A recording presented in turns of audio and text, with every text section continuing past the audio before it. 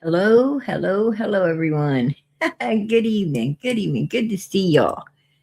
Hey, Soaring Free girlfriend, you are number one in here tonight. All right. Hello, hello, hello to you. And number two, Summer's Angel. All right, that's PG's little girl. Prayers for Summer Moon, Utah Wells. Prayers for Miss Norway. Prayers for everyone. Hey, girlfriend, we appreciate that. Absolutely. Um, Prayers for Mama PG and family. How's little man? There you go, girl. I was I was wondering when she's gonna think about PG. No, I'm kidding. Hey, girl, little man is doing good, doing good. I appreciate you asking, and I appreciate the prayers too. God bless. God bless. I really do. You are number two in here tonight, girlfriend. Number two. All right. Good to see you in here. Uh, Deputy Sheriff, number three. All right. There we go. Good to see you, Deputy Sheriff, too. Good to see you. Howdy, howdy, howdy. Absolutely. Good to see you. From my house to Mayberry. All right. Absolutely. Aw, Summer's Angel, that is beautiful. That is absolutely beautiful. I appreciate it. Summer, much love, much love. Purple hearts for her. God bless her. All right, and let's see who is number four. Deputy Sheriff, and we got Summer's Angel, and we got, all right, Miss Justice, number four, top of the list. Amen. Much love, PG. Hey, much love to you, girlfriend. You know it. Here we go. Down through here. Let me not forget nobody tonight. I always feel so bad if I miss anyone. Hey, Karen, how you doing tonight, sweetie? Lisa, how you doing? Good to see you, sweetheart. PG is heading down through here. Patty Ponytail, there you are. I love that. I love Patty Ponytail. That's so cute. Um, there is, I wonder. I wonder who. That is really cute. I love it. Absolutely. Good to see you guys in here. Oh, that is beautiful. Hey, hey, beautiful PG Mods chat. Good to see you all. Hey, Carrie, it's good to see you too, girlfriend. You know it. Absolutely. Good to see all y'all. Hey, Bridget, how you doing tonight? Let me keep going down through here. Summer's Angel. Much love and prayers. Aw, that's so sweet. I'm heading down through here. Miss Justice, I appreciate that. I appreciate all you mods. You guys are awesome. Absolutely beautiful. Let me see. Momo Shark, how you doing? Good to see you tonight. Hello, everyone. Hello, hello, hello to you. Good to see you in here. Absolutely. Hello and welcome. Welcome to the channel. Hit that thumbs up. If you haven't hit the thumbs up, please do. Please do. It's free. It's free, but it helps the channel so much. And it helps keep these kids out here. It helps the missing children. It keeps them in the spotlight where they belong.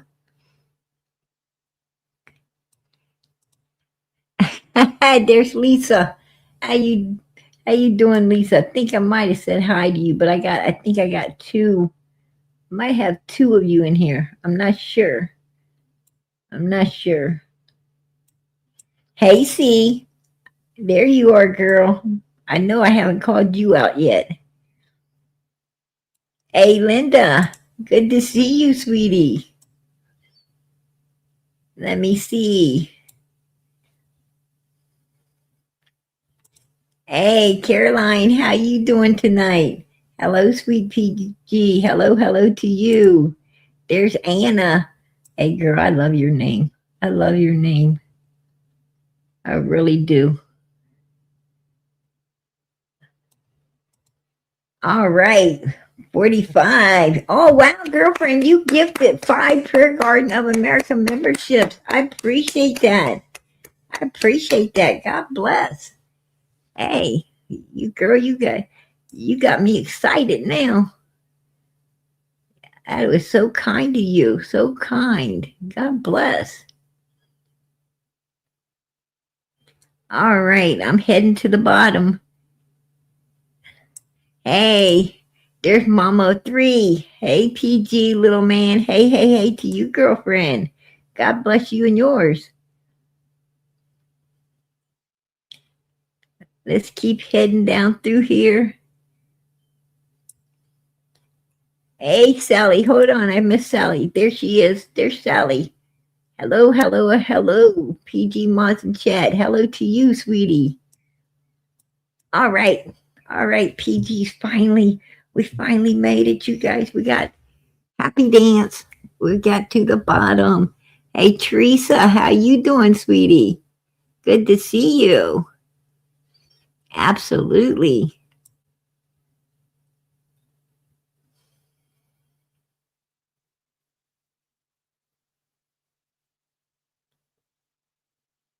I was looking for someone Pacific.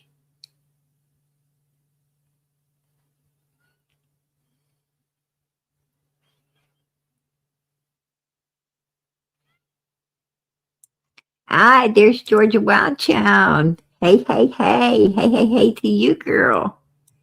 Hey, hey, hey to you. I'm just going back through to see if I missed anyone. I don't want to miss nobody. All right.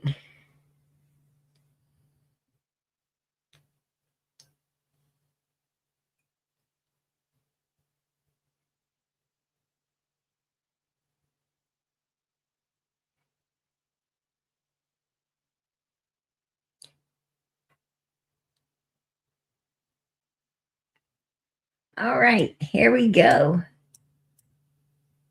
Yep, I think I got everybody. I think I got everybody. Ah, Anna, that is beautiful. That is absolutely beautiful right there. Girl, that's a work of art. Work of art for sure. I'm a 3. That's beautiful. That is beautiful too. I love the way you guys put the hearts in for the missing kids. God bless. Much, much love to you. Hey, girlfriend. Good to see you. Good to see you. All right. PG's gonna get started tonight. Um, I'm here. I'm here tonight. One, I'm here for you guys um to ask for unspoken prayers. Unspoken prayers. That means I want to keep the person needing the prayers anonymous. But there is a very fine human being that I have been corresponding with, and they're just really sweet, really, really sweet, you guys. Very kind.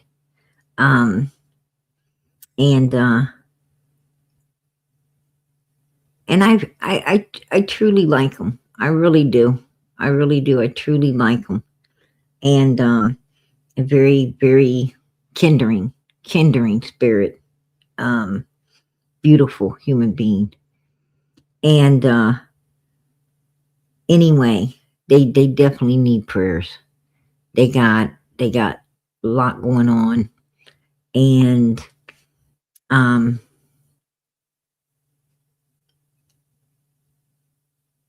they just got a lot going on. You know, sometimes in this life, you know, um sometimes in this life, humans can have an overwhelming amount of things going on that that where they just want to, kind of, as you would say, throw in the towel, right? Throw in the towel. I think a lot of people's been there, and I'm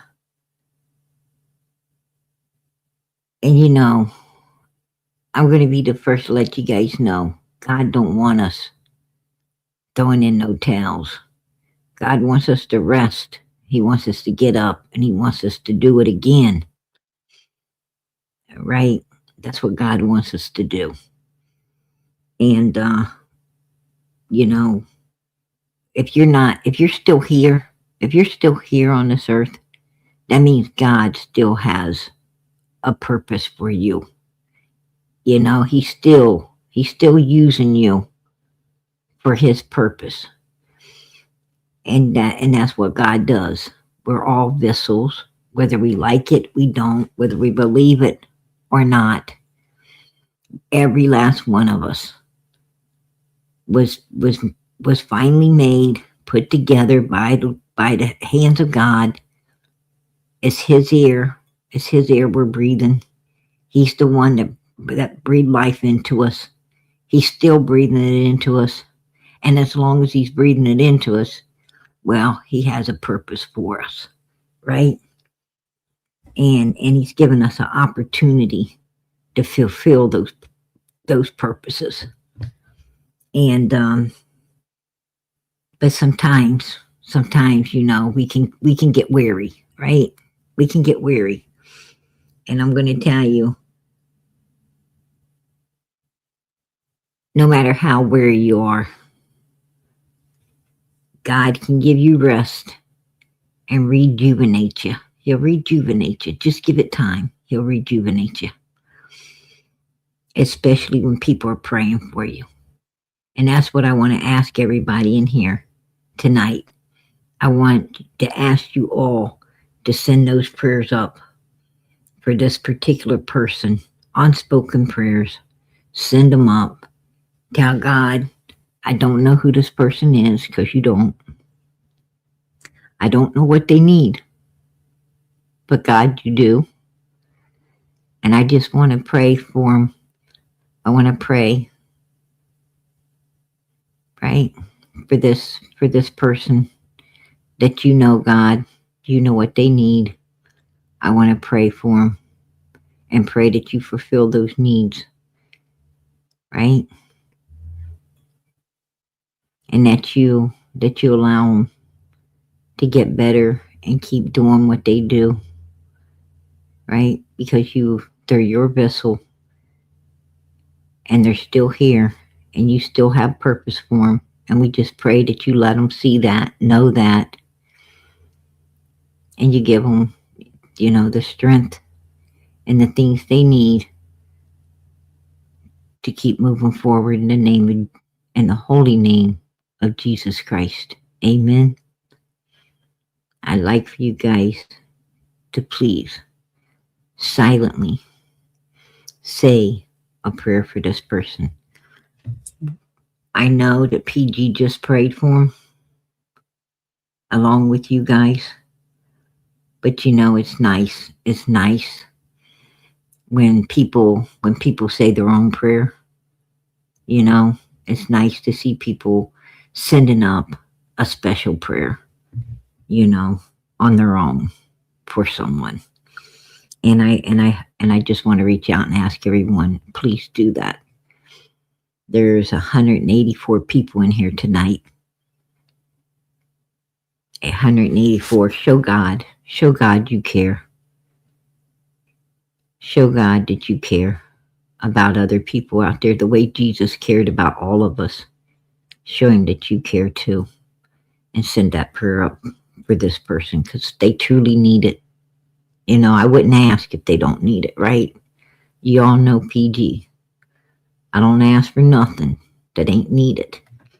And that's needed tonight. I wanted to get that out of the way first, because I felt it's the most important. Second of all, the same person who is wanting to stay anonymous, they would like to stay anonymous. Um, they wanted me to let you guys know that they have a story. They've got a story to tell, right? And it's not fictional. It's not fictional, you guys. This story that this person is telling is 150% truth, right? They have no reason. They have no reason to lie. This person just doesn't. Absolutely doesn't. Under no circumstances. It's not going to benefit them any way, form, or how. Trust me. I spoke with them. I've been speaking with them today. And I want to let you guys know something. This person has some real inside information. Oh man, it's like hair curling information. And they have given me the permission to let you guys know tonight that it's going to start coming out. It's going to, this is going to come out. They got a story to tell. As I said, they need some real prayer. But they got a story to tell. They've got some information on Summer's case I am sure you guys are going to want to hear. Trust me, you are not going to want to miss this. It's some real stuff. Not just real stuff in one area. Man, it's a wide area. There's some stuff here, you guys. You do not. I mean, PG. You guys know PG. There ain't a whole lot surprises me. Nothing scares me. Not a whole lot surprises me, right? Oh, you should have heard me. I was like, what? Oh, yeah? Oh, my goodness. What? Do tell. Oh, I didn't know that. For real? Oh, my goodness. You said what? Need to say that again. I think I heard it, but I just want to be sure. Right? This is what's coming out. This is what's going to be coming out. For real. Like mind-blowing information. Not ever heard before. And guess where it came from?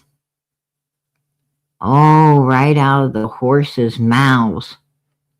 Right out of the horses' mouths. For really. Unbelievable. Yep. Absolutely. And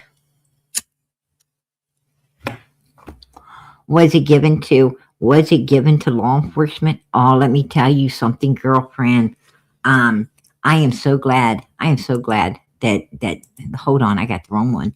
Right here up on the screen. Hey, CM. Let me tell you, I am so glad you asked that question, girlfriend. I am so glad you asked that question. Was it given to law enforcement? Old TBI, Hawkins County Sheriff Department. Was it given? Let me tell you something. You are going to be shocked. Now, I'm not letting any of this loose tonight. This is just the introduction. This is introduction tonight, letting you know it's on its way. Starting tomorrow night, it's going to be, it's going to be hitting the fan. It's going to be hitting the fan. I've already talked with this person. I got the information. They're okay with me bringing it to the table, and it's some really eye-opening is eye-opening, you guys. Absolutely eye-opening information. And I mean, I'm excited. I'm excited to be able to bring, this stuff to you. And you are not going to believe it. You are not going to believe it. But I'm going to tell you, did they tell law enforcement? You should hear what law enforcement had to say to them. You should hear what law enforcement said to this person. Oh, you're going to be hearing it. You're going to be hearing it. But I told them tonight, they asked me tonight to just let you know that it's an anonymous person. They do not want to be known. They do want this information out here. They're coming forth for Summer's sake. That's why, why they went through everything they have is for Summer's sake. They're wanting this out here. They decided it's time to bring it all out here. And you'll know why. You'll know why as everything unfolds. You're going to understand why it's coming out at this time. And and wasn't hitting the fan before now. You'll understand all of this. But this is coming from someone that from the inside, from somebody inside, just like PG was. Remember, PG was on the inside, bringing everything out here to you guys. This person on the inside as well. And man, let me tell you, I gotta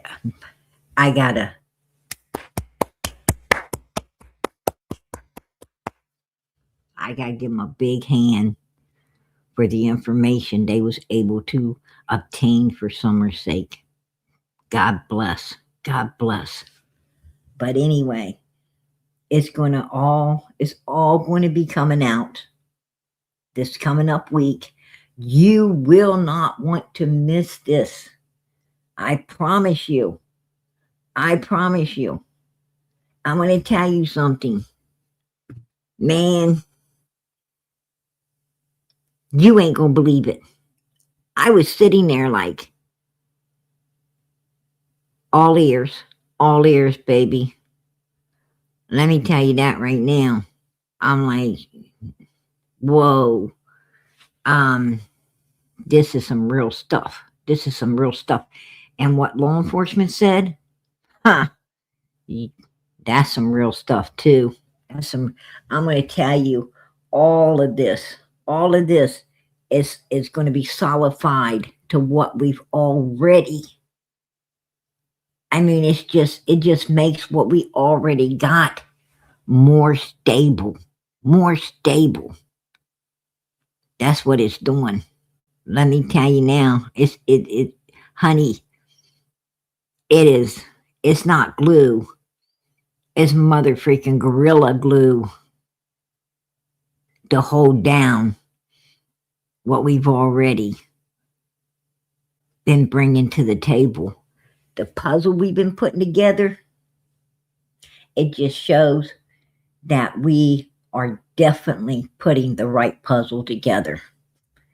And we ain't missing a beat. We're not missing a beat on what we've been doing. That's what it shows. But I want to solidify what I'm bringing to the table tonight is going to set up. It's going to set up what this anonymous person is going to be bringing. The story they're bringing to the table. A true story. I mean, this ain't no fabrication, baby. This is like straight up on the level. Ain't no fabrications to it. And I'm going to tell you what, this ain't coming out. It's going to be pouring out. Like, you are going to be unbelievable. You're going to be like, oh my gosh, PG. Oh my gosh, we thought, you were like, some stuff, some, oh, okay, this ain't a big, oh, it's a big deal, baby. When you hear it, you're going to say, oh, damn, PG, this is worth hearing. Mm-hmm. It's some real stuff. Some real stuff. You're not going to even believe it. You're not even going, oh, and it has, and let me tell you, you ain't, yeah, it's about DD too. It's about DD as well. It's about Summer's brothers, DD. Oh, honey, you're not going to want to miss all of this. Absolutely not. Mm-mm. I'm going to tell you, God put this person. This person said, PG, I picked you. She could have picked anybody. She said, PG, I picked you because I trust you. I'm going to tell you, I believe that. I believe that. And I tell you why I believe that. I believe that because this channel's always brought the truth to the table. This channel, there's something special about this channel. Even though I'm sitting up here on the panel, even though I'm up here, you guys, and I'm talking to all of you, there's something special about this panel. There's something special about this particular channel here. It really is. I mean, what I'm saying is, everybody knows this was put together by God for Summer. It wasn't put together for click, likes, and views. This channel wasn't put together for anything other than these missing children and the people, all the people, the family in the chat. I was talking to this person. I said, I don't think that God put me here for just Summer. I think he put me here for, all of Summer's army too. I think he put me here, to let people remember that families that pray together stays together. I think he put me here to make a family. And this particular person kept saying, PG, I see you as a friend. I believe we could be friends.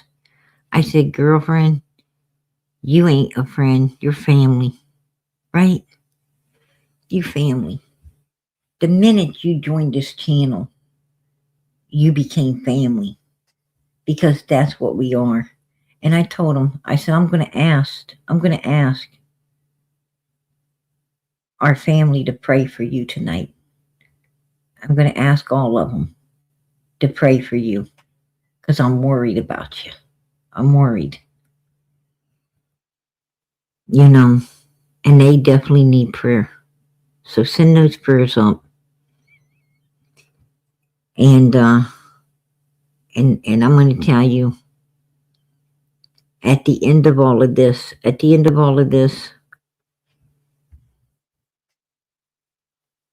I think you guys are going to understand that this particular person,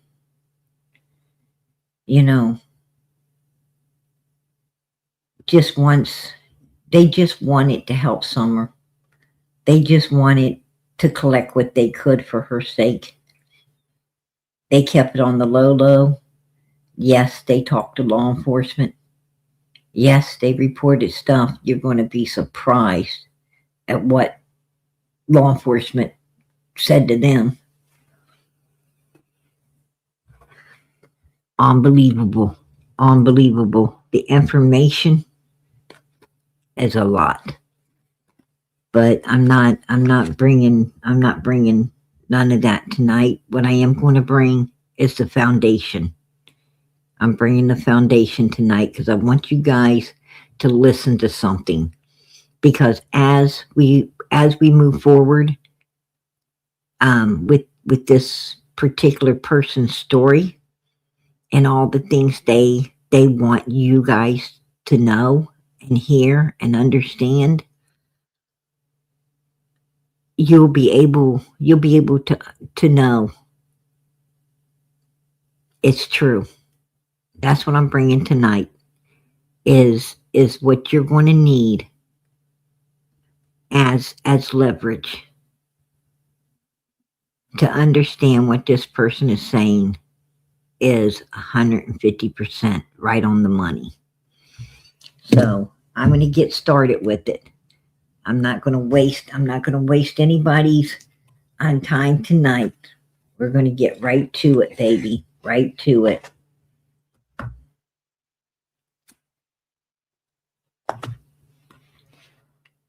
You got that right, Summer's Angel. You got that right.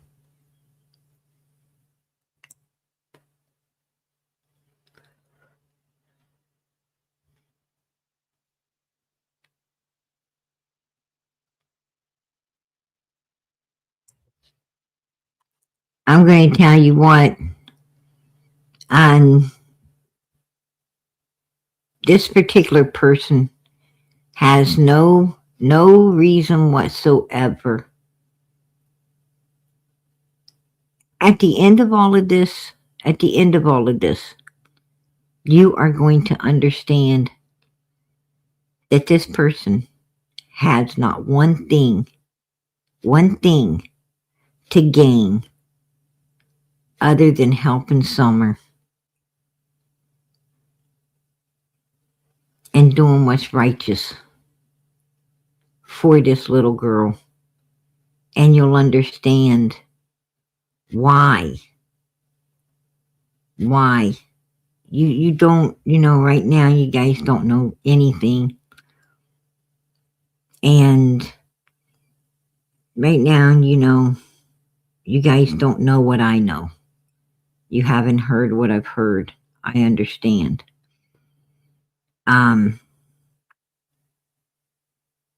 But you guys, you guys know, I've been out here as of June 15th, 2021. PG's been out here for what? 5 consecutive years. 5 years, right?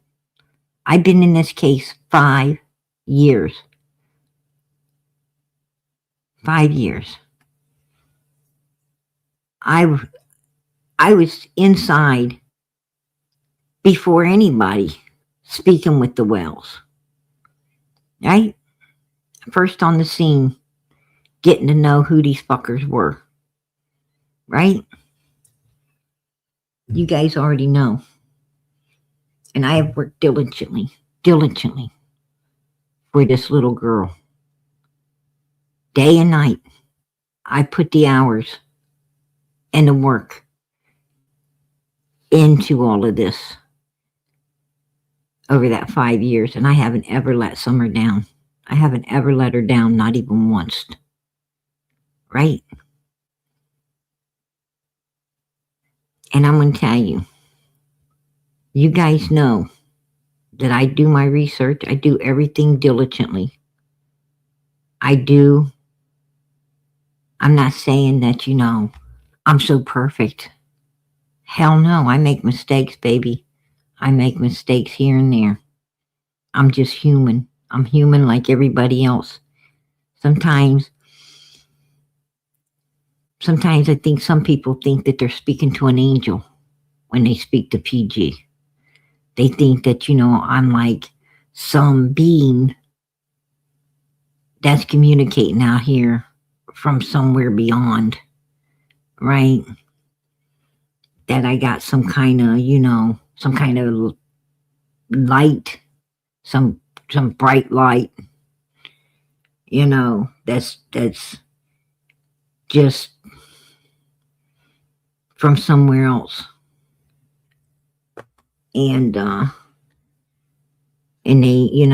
they think that PG's inhuman because I've been able to endure so much that other people probably couldn't have, where this community is concerned. But I'm human like everybody else. I try not to make mistakes. You guys know that. I try not to ever make any mistakes. I try to do everything diligently to bring the truth to the table, because nothing's going to bring these children home but the truth.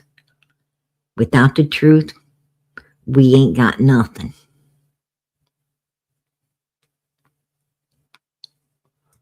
Right? And God is the truth. And we need the truth.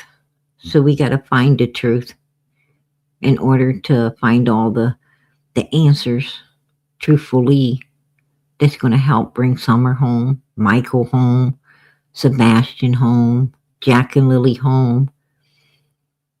And it's not easy. It's not easy. You know, to find just the truth when you're busy, you know, searching for other things. This channel don't search for other things. This channel searches for the victim and the truth that the victim needs to be found, brought home.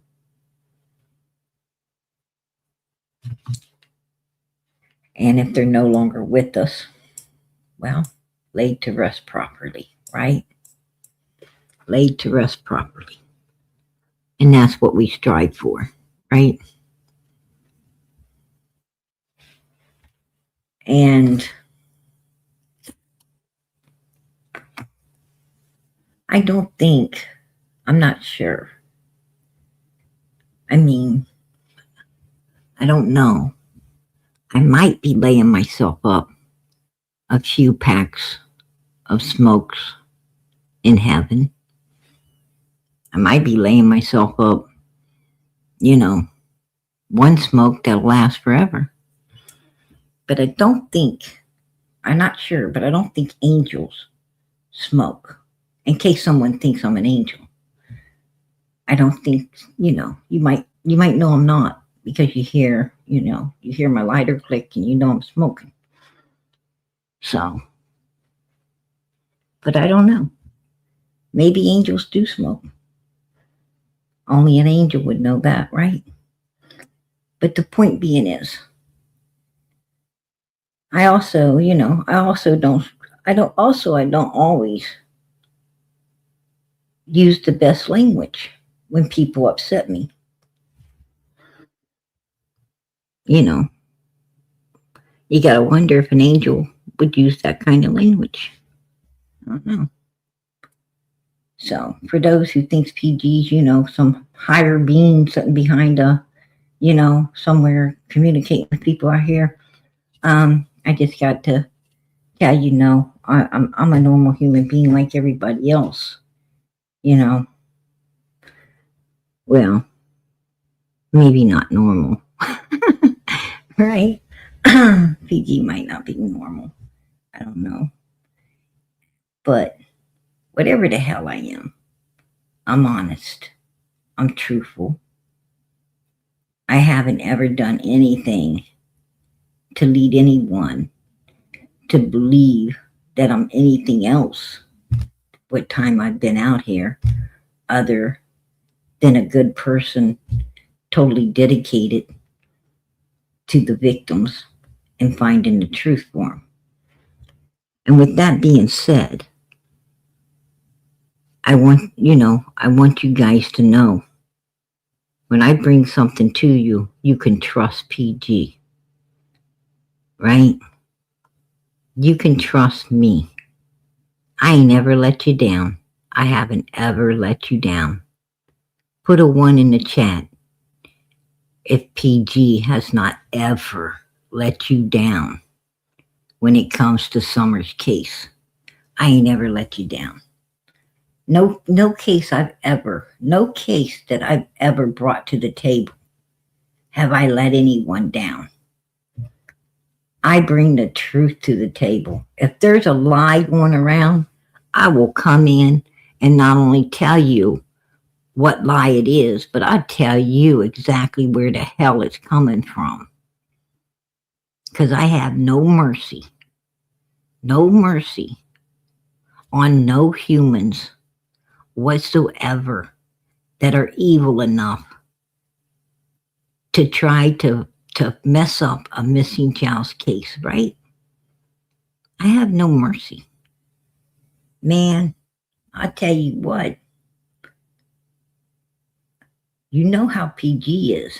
You don't want to ruffle my feathers. You do not want to ruffle my feathers. I want people, to do what's righteous for these missing kids.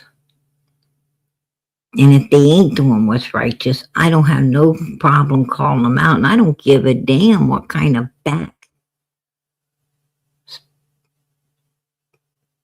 feed that we're going to get, right? I don't care. I don't care about the mother freaking backlash. I don't give a damn. You guys know that.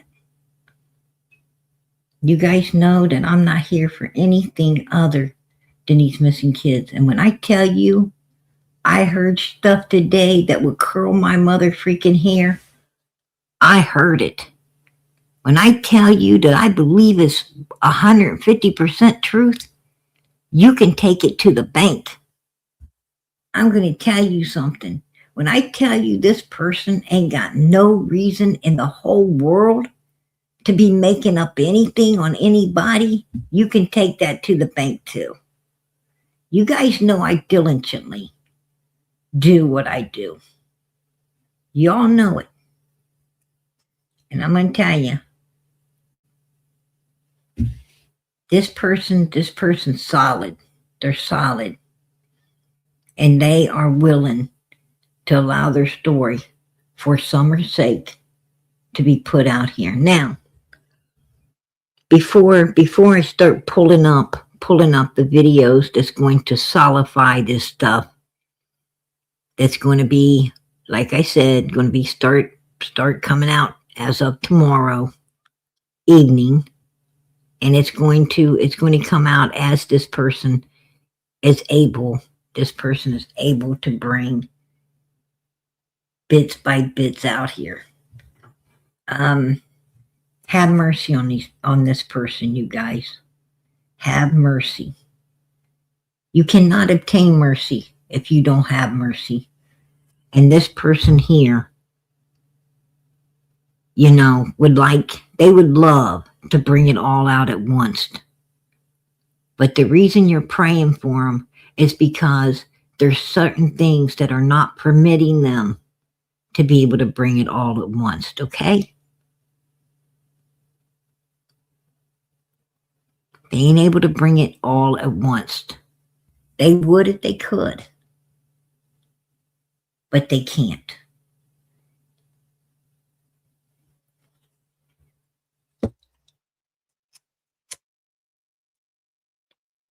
I wish they could. I wish they could. It would be nice. It would be nice. And, when I tell you I'm worried about somebody, you know I'm worried, right? You know PD's worried. I don't come out here and say, hey, I'm worried about someone very often. But when I do, you guys know it was for a damn good reason, right?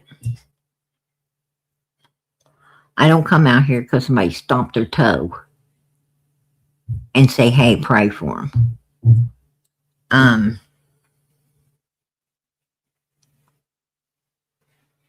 Right? I don't do that. Just, if they stomp their toe, I ain't out here saying, hey, you guys, you got to pray for this person. That person probably, if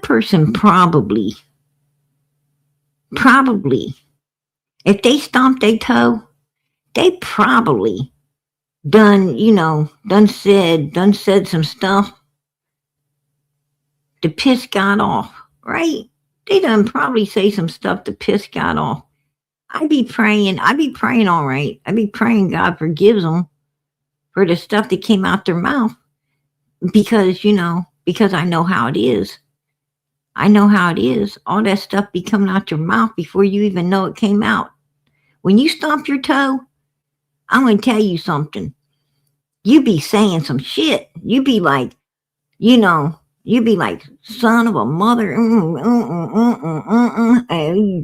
you be saying some stuff, right? Like it's like not good. And then, I mean, because you done lost your senses. You done lost your senses. That pain, when that pain hits your foot, shoots up your mother freaking leg, you be like saying some stuff. And then you be thinking, oh wow, how you gonna pray? How you gonna pray after that other than saying, well, Lord, I know you probably heard that. If you didn't, my angel's probably going to tell on me anyway. So might as well tell him myself, right? Yeah, I got pretty upset after I stomped my toes. Used a lot of language I probably shouldn't have. Man, but I sure hope you heal it up because it's probably not good having black and blue toes, So I'm sure that they gonna be praying for themselves, and I would pray for them if they asked me, but I'm not gonna come out here and act like it's a giant deal, you know. This is a giant deal. The person you're praying for tonight, keep them in your prayers, for real. Keep them in your prayers. They have no reason to be doing this other than they really need and want to get it to the table. So bear with us. Bear with us as all of this unfolds. You're going to be mighty shocked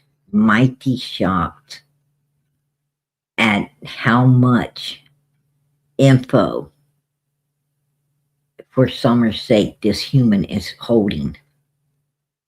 And it all came right from the horse's mouth. Now, I know everybody, when I came out here, I know that, I heard all of that Ziggy bullshit,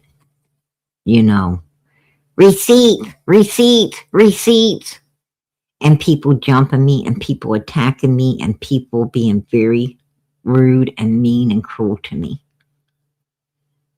Even Ziggy herself was a bitch. I ain't going to sugarcoat it because it don't deserve no sugarcoating. What that evil bitch did, where I was concerned, trying to help Summer. That shit, some things are unforgiving. And the way that bitch treated me, because I wanted to help a 5-year-old missing child,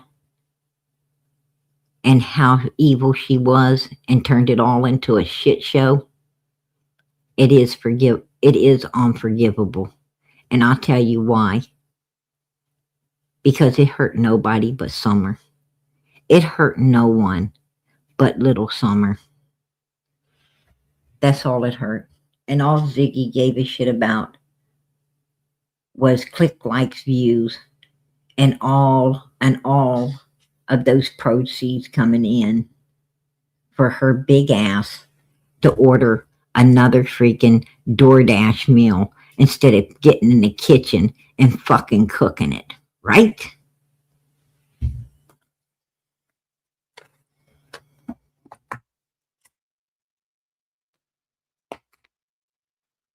So I have no forgiveness in me for what she did. That's just how I feel. And this particular person will not be treated like that by us, because we ain't that type of people. We are not going to do anything like that. And that's why she picked us. That's why she picked us to tell this story through. Because she knows that we're a family that prays together, we stay together, and we listen. And we don't judge nobody. We are all here for the same reason, and that's to help Summer, and to help Summer get found, help her get justice, and help her find peace and us closure. That's what we're all here for. And that's what this lady is seeking as well.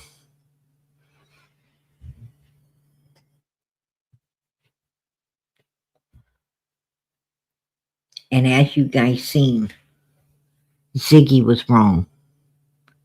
Every damn thing I said was true. I brought the receipts. I brought Don Wells. Hell, I brought Don Wells so good that he wouldn't get off my freaking ass, and neither would his old lady, right? Them motherfuckers still sitting up on Ben Hill Road thinking about PG. They're still sitting up on Ben Hill Road watching this live right now. Their asses are sitting up there right now, right, Candace? You got your fucking ugly, mother freaking abominable snowman fucking face stuck to the damn TV set, watching PG, big screen, with Donald, with Don Wells, right? Hell yeah, everybody knows it's true. Everybody knows it's true. Why? Because these bitches cannot forget about me. They can't forget about me. I left them. They didn't leave PG. I told them where to get the fuck off at. Right? And they ain't been able to get over it.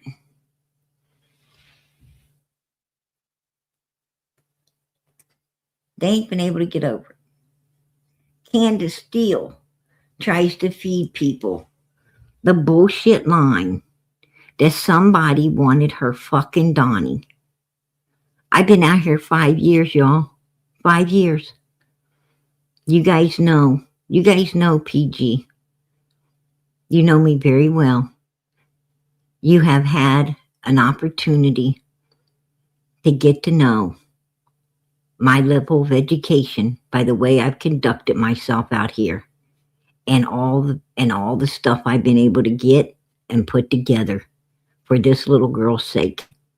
Right? When everybody else was running all over the place with the timeline, I solidified it. I said, boom, boom, boom, boom, boom. I kept going back, coming forward,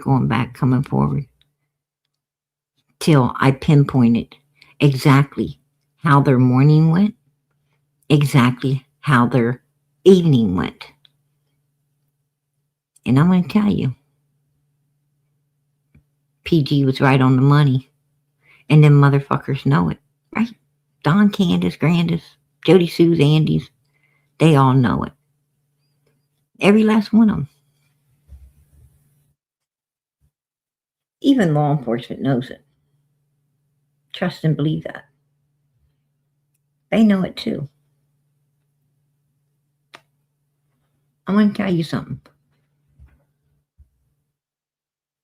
Like I asked this particular person, because they asked me, Candace still saying it. She's still trying to feed people that line of bullshit.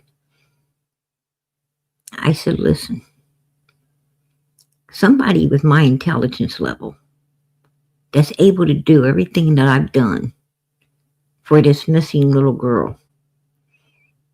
Everything that I was able to do for another child, the parents asked us to bring home, and we did. Everything that I was able to do in other cases as well, and information to be able to brought to the table. I got to be interested in something to bring it to the table and fully, pretty much tell you how it went. I got to be very interested in it. It's called a calling. If I don't get the calling, I don't know what to say. But if I do, you better believe you're going to hear it all, and you're going to hear the truth. And I'm going to do whatever it takes to get that truth for you. But the point being is, do you really think that someone with my level of education would even let a mother freaking child predator, a mother freaking nasty ass illegal substance abuser, a freaking dirty lowlife human being like that even smell where I took a piss? Hell to the no. Hell to the no. Hell no. I'm going to tell you something. Honey, I am way too advanced for that kind of shit right there. Hell no. And I'm going to tell you, I keep it professional. I always keep it professional. I don't have to use, Don and Candace said they had pictures of PG. They showed the ones that share, right? They showed the ones that share. Some people say that, Cher sent them to him. Maybe they said Cher said she sent them to him. I don't know.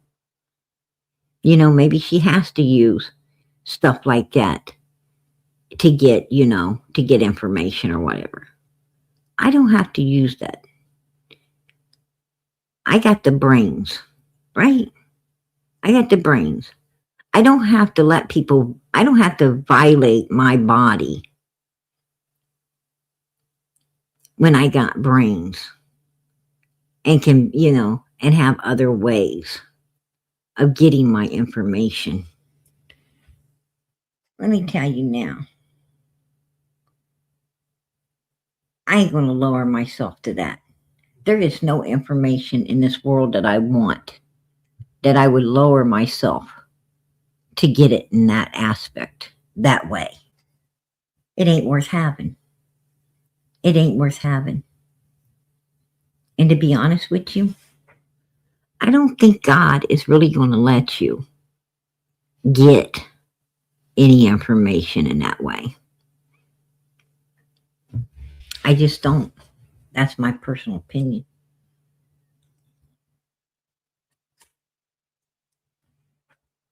God gave you a brain. He gave you a brain.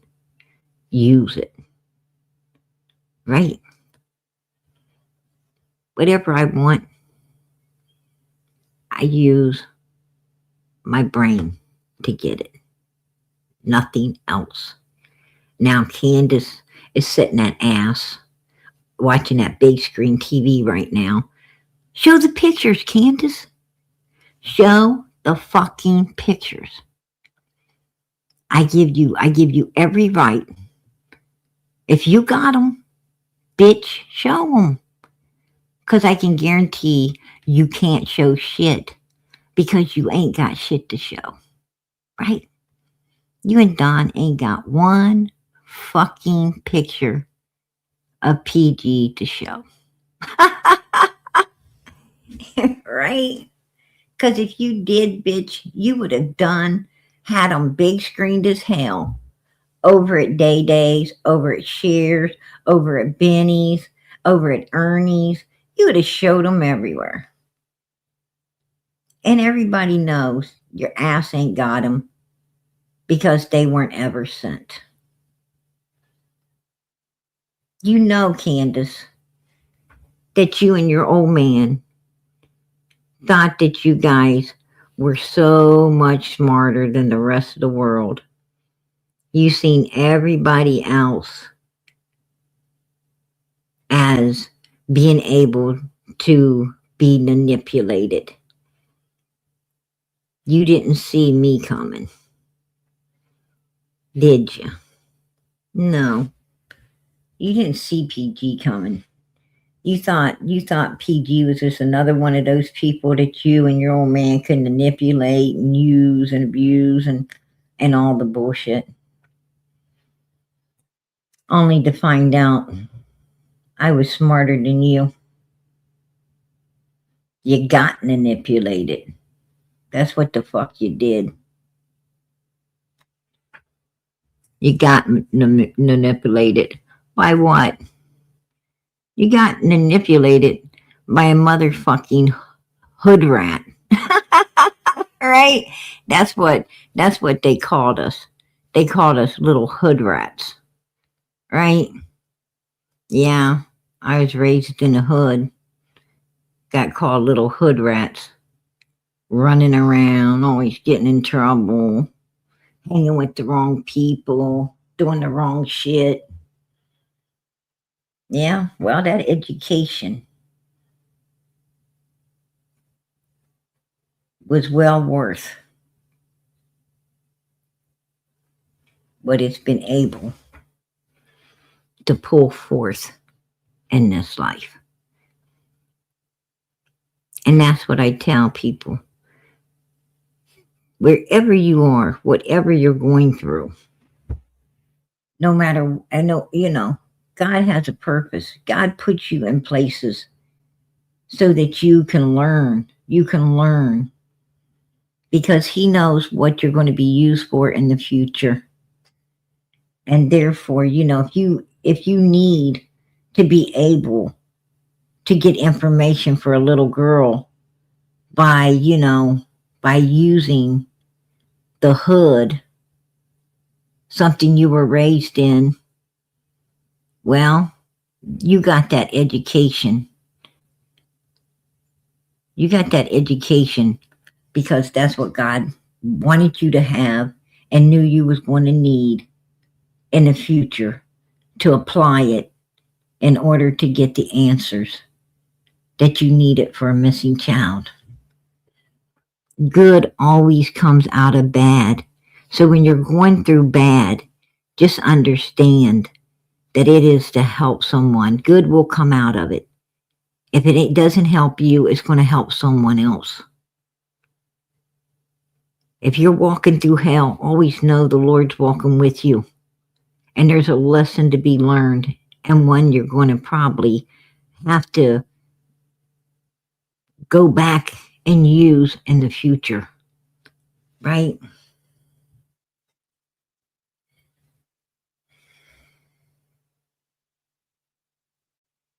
Hey, Patty Allen, how you doing, sweetie? Good to see you.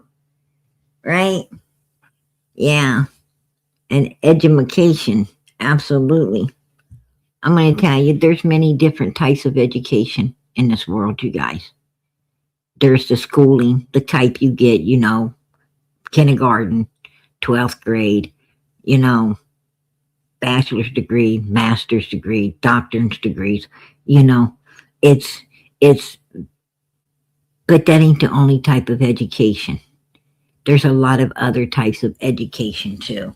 There's the education that you get by everyday life, education you get by being raised in the hood, education you get by, going through just life's everyday challenges. The education, you're always being educated. Every single day, when you think you've seen it all, you know it all, and I don't care how old you are, you find out that you're wrong. You could be 190 and still be shocked. Still be shocked at something you thought, you didn't know. You thought you knew it all. Oh, I've lived to be 190 years old. I know it all. No, you don't. You don't know nothing. You don't know anything. You ain't seen shit yet. You've always got a lot more to see. That's why it's important to get up every day and keep living. Because you ain't seen it all. You got a lot more to see. Look forward to it. Let it be good or bad. Look forward to it because it's all a lesson, and all of it has a purpose. If God didn't want you knowing it, He wouldn't let you know it, right? He wouldn't let you know it. People think that, they control all things. That's the thing that makes me laugh the most. Is people think, hey, I'm going to get up tomorrow and I'm going to go here and I'm going to go there and I'm going to do this and I'm going to do that. You ain't going to do anything God don't want you to do. You don't control this world. He does. He does. You can make all the plans you want. But if it ain't God's plan, it ain't happening. Trust and believe me. I learned that. People always say, I'm so upset because I didn't get this and I wanted this and I wanted that. I wanted a beautiful set of dishes. And I was saving for them, but something took the money. They're so upset. I say, hey, if you didn't get them, it's because God's got something better for you. Yeah, right. You're just trying to make me feel better. And then they come back. They come back later. Or they call you up and they say, how did you know? How did you know? I got the most beautiful set of dishes. I didn't pay half the price for them. Oh, I say, well, what happened to the other ones you wanted? Oh, girl, these look so much better. They didn't even cost as much. And they're beautiful. Just what I was looking for. How did you know? Well,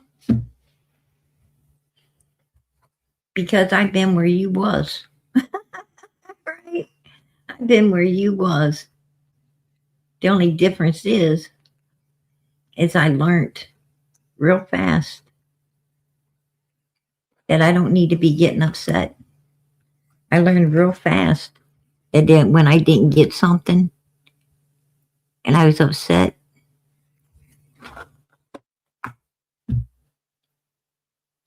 I ended up getting something better. Right? I ended up getting something better. Because I don't talk to people, I talk to God. When I get upset, I talk to God. I say, Lord, I'm upset. I really wanted that. And you know what? No's an answer too. No is an answer. And you got to accept it. And I don't get upset anymore. I don't get upset. I don't get something. I was looking at something today. I was out with my kids. I seen something I wanted. I was thinking, next time I come here, I'm going to get that. I couldn't exactly afford it today. I had other things more pressing to pick up.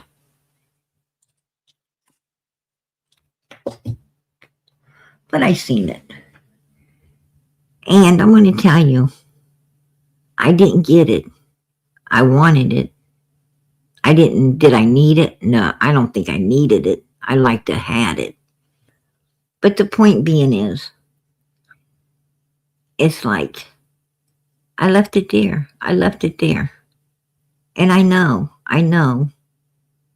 that, I'll either get it later or I'll get something better. Today just wasn't a day. I could have cried. I could have been upset. I could have been mad. But I'm not. I wasn't upset at all. I stuck it back on the shelf and I walked away. And I focused on what the things, that I needed. And, And I took my happy self up, cashed out, and went to my vehicle, loaded up, and, came home, right? Came home. And that particular item is still sitting on a shelf, right? It's still sitting on a shelf. And I'm not concerned. I'm not concerned at all. I could be worried up and everything, but I'm not. That's how life works. And I wish other people could, it's a real good feeling. It's a real good feeling when you can walk away and just look up and say, thank you, God. Thank you. It wasn't meant to be. If you wanted me to have it, I'd have it. Right? It'd be in my hands. Some reason, I wasn't supposed to have it.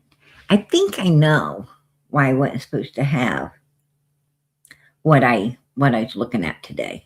It just hit me. It just hit me why I shouldn't have had what I had today. I'm not going to really say what it was, but I can tell you this. It had to do with the kitchen, right? It had to do with the kitchen.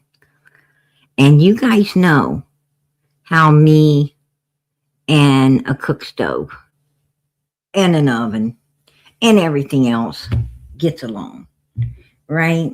So it was probably best that it stayed on the shelf, just to be honest with you. Because, yeah, I guess leaving it behind was a big blessing. It probably was a big blessing, you guys. For real. I didn't think about it until now. And I've already got the freaking fire department. The fire department knows me when they see me, right? They know me when they see me, and they're not happy with me. So, yeah, probably a damn good thing. But anyway, I got a little bit off course, but I'm going to get back on it. I want you guys to pray for this particular person, and I want you guys, to understand and treat them with the utmost respect over the next few days as their story starts, as the story starts unraveling. I want you guys to,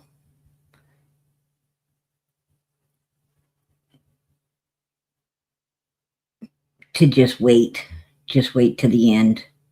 I want you guys to, hear everything out before and understand, because at the end of it all, you're going to understand a lot of what you don't understand now. And I think, you guys are going to have a different outlook on this. For real. A whole different outlook. And everything that's in my head right now, the stuff I heard, the stuff I know, I'm going to tell you something. I'm going to tell you now. This is horrible, you guys. It's absolutely horrible. It's horrible. It's like,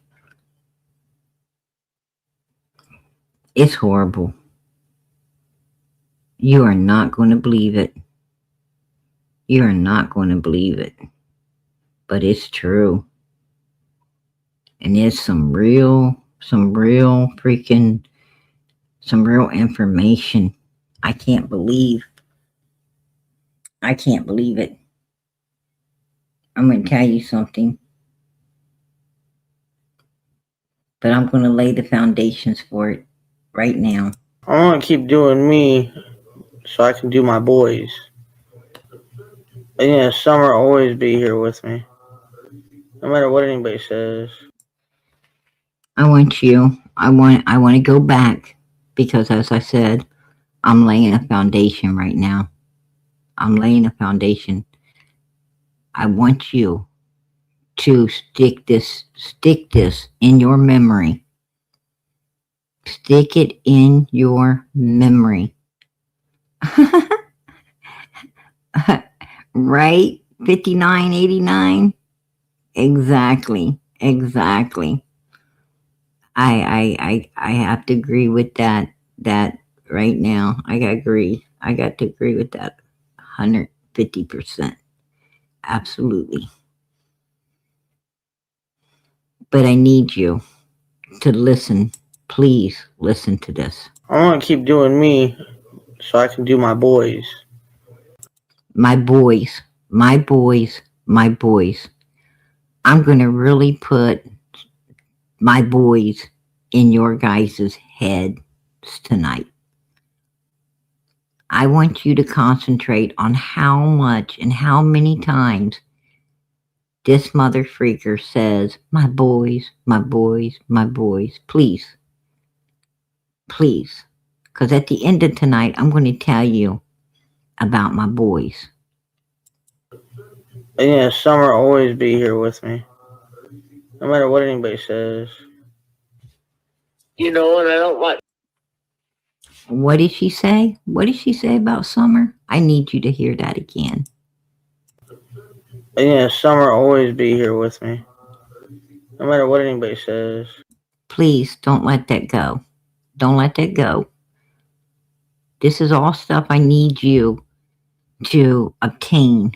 Summer's Army needs to obtain what is being said here. You need to obtain what is being said here, you guys.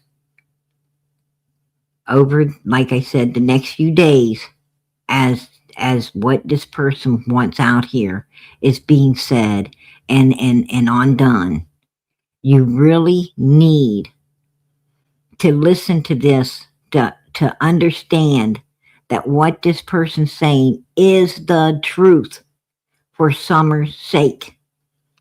This is what's going. See, I've already listened. I already know all of this stuff.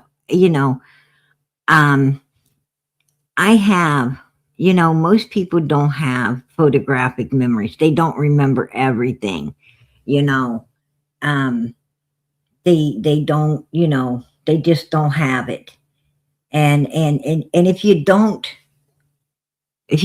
be glad that you don't, because it's hard when you do. It's hard when you do, because there's a whole lot of stuff you wish you could forget, and you mother freaking can't. Okay, so it's a great thing in one way, and not such a good thing in another. Um, and that's the truth. And that's the truth. Take it from me. I'll be the first to stand up and tell you. I know people that have photographic memories. They like to, boast about it and get all that attention for it and all this stuff. And let me tell you what, honey, it's not. The part they ain't telling you when they're getting all of their attention is not the best thing. Okay, it's not. Absolutely not.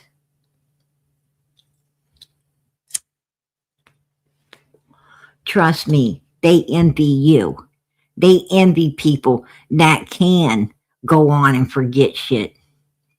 They envy you because they can't. And they want to. And they want to. Just saying. And I don't like saying this, and I don't want to say this at all, but I have to put her on the side and worry about the boys because they're still here, it's still living, and it's still in foster care.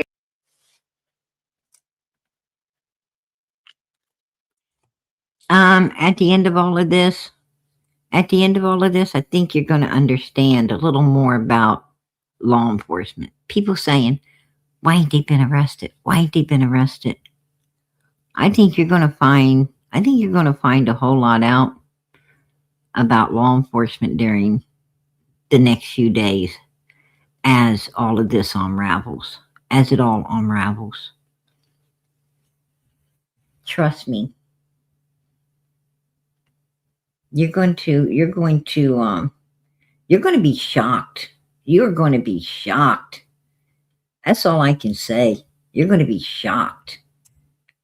You know, I mean, I'm going to be honest with you.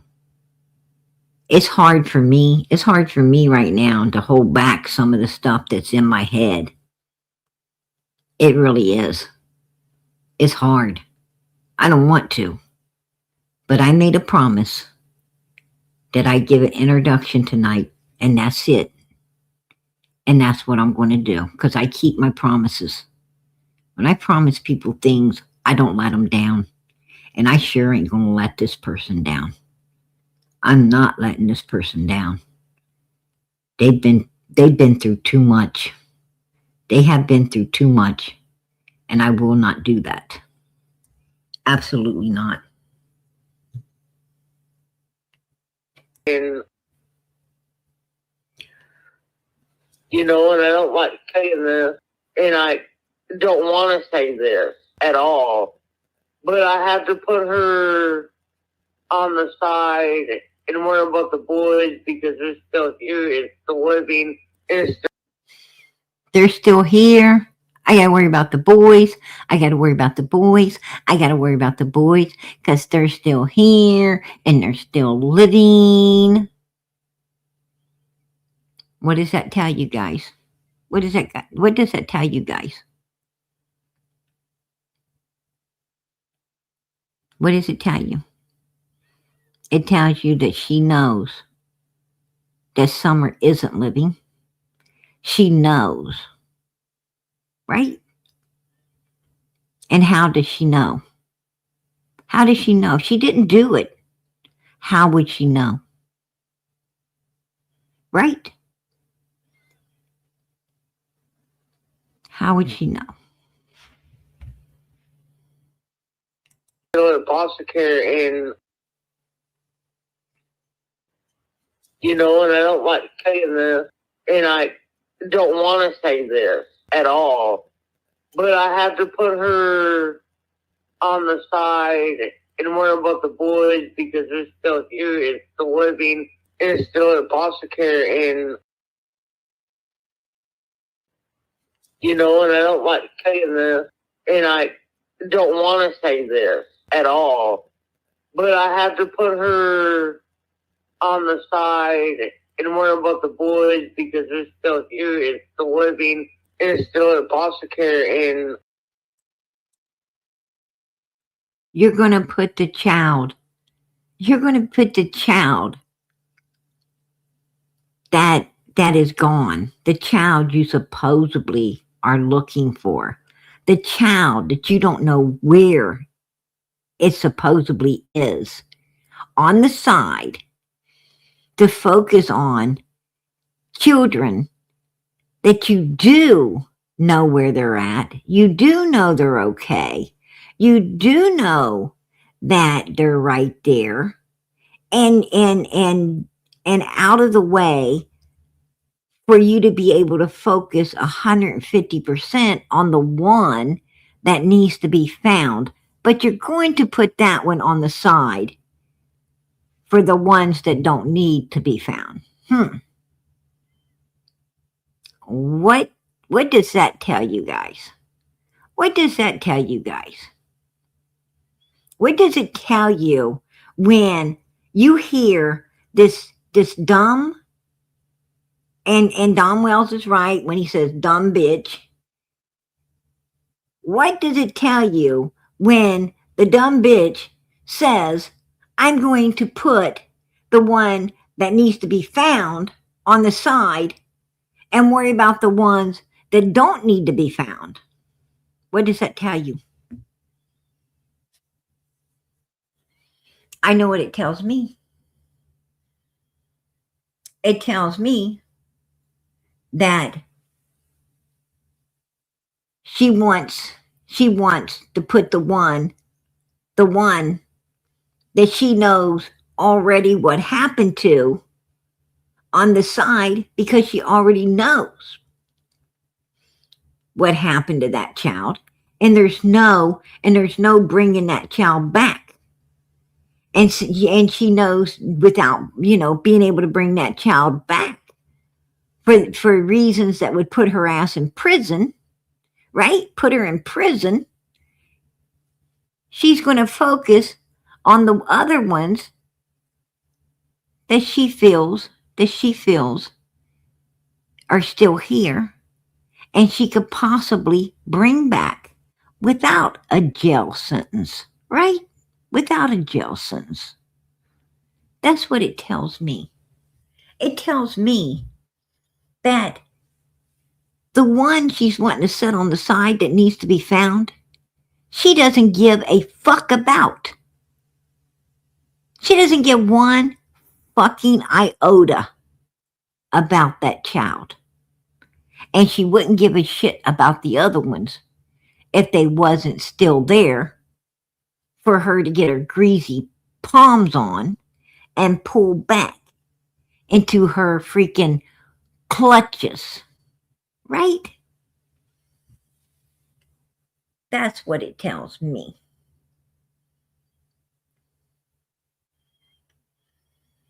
Oh, yeah, absolutely. Absolutely. Mm-hmm. I agree. I agree. Chili pepper.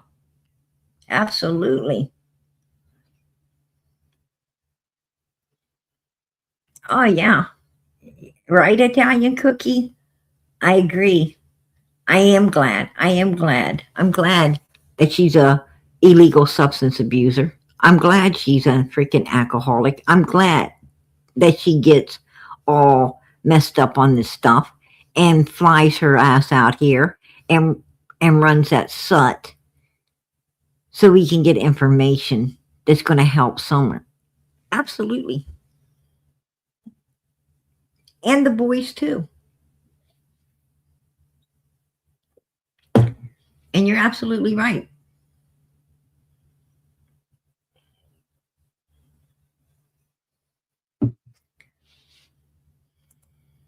That's true.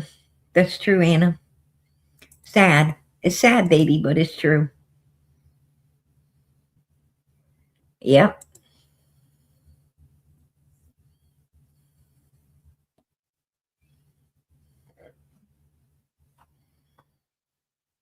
And it's not that simple, see. It's not that simple. Everything you don't understand, you know, it takes it in order to make a clock, work, you have to have all the components working together, right? The hands won't turn if all the components ain't working together to move them, right? And they have to be precise in order to keep time, right? Not just moving, but precise to keep up, with the sun coming up, going down, moon coming up, going down, right? It's amazing. It's amazing how everything has to work in sequence in order to just get a timepiece to keep time, right? How it has to be so precise. And that's exactly how it has to be in order for somebody to be prosecuted, right? For somebody to be prosecuted, found guilty, and put where they belong. Where they belong. Everything has to be working together as one to make this happen. Um, and it's not keeping time, right? It's broke. It's broke. It's broken. Are you happier now, Candace? Am I happier? Well, I'm Now, happy, I mean, but I'll be really happy when I get my boys back. When I get my babies right. back, then I'll be really happy. I'd be happy when I get my boys back. Listen again. This is her talking to Ernie. Candace. Am I happier? Well, I'm Now, happy, I mean, but I'll be really happy when I get my boys back. When I get my babies right. back, then I'll be really happy. She forgot about Summer, right? Right there. She forgot about Summer. The little girl that was so excited to come flying out the door and help plant flowers and wash her hands, get a piece of candy, her favorite, peppermint, get walked back to the house. The boys told to watch her, and she disappears, right?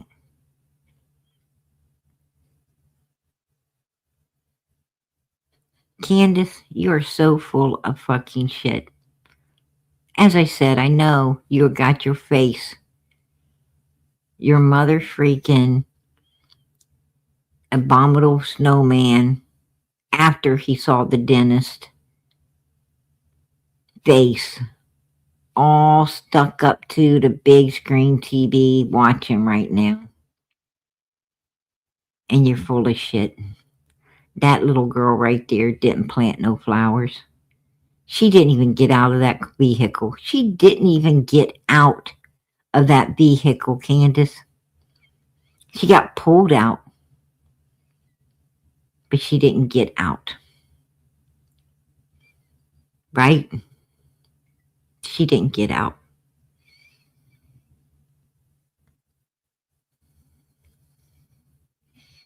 She didn't plant no flowers. She didn't run in the house to get any of that food that you got to keep the boys busy. She didn't get to put any of that stuff away. She didn't get to play with no toys. She didn't get to come out, plant flowers. She didn't get to wash her little hands. She done got washed, didn't she, Candace? She done got washed in that swimming hole.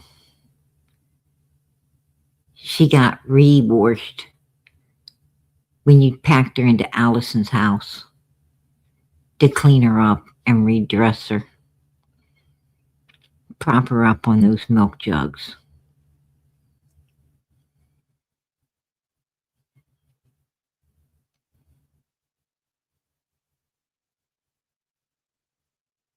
She thought she was going out for a fun day. She thought the grandma was needing to go see a doctor. She was sitting in the vehicle waiting to make sure grandma was okay. And everything went okay. She was looking forward to going to that swimming hole. She thought she was going to have a fun day. And it was her last day.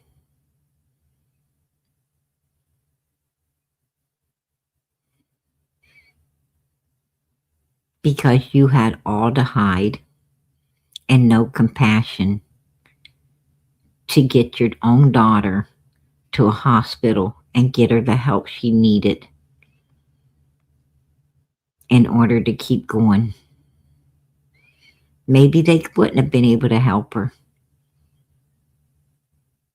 But you won't ever know. And you wasn't willing to take that chance and go to prison over it. So you took her to a swimming hole instead. You got a young man who you had groomed and knew wanted to be a thug and was very dangerous, as yourself is. And you took that young man down there with you. And you had him go in that water and do a dirty deed because you didn't have enough ass to stand up for your daughter and to keep her safe from whatever happened that was so unsafe, that kind of horribleness you felt needed to be done.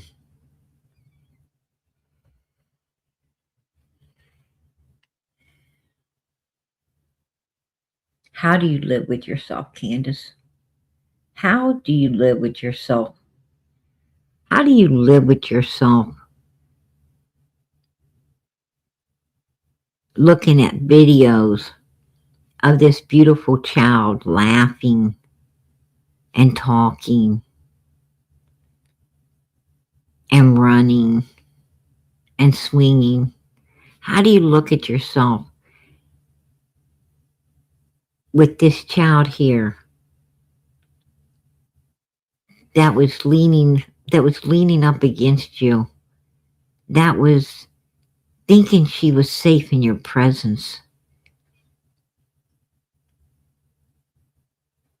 that thought you might do a lot of ugly things, but not ever as ugly as that. This little girl didn't ever think for 1 second that you would end up doing what, in my opinion, you done.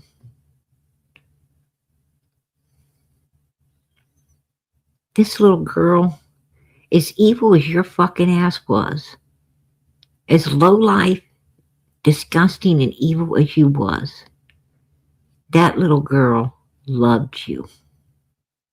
She loved you. It's just too damn bad that you didn't know how to love her back, that you didn't know how to stand up and keep her safe.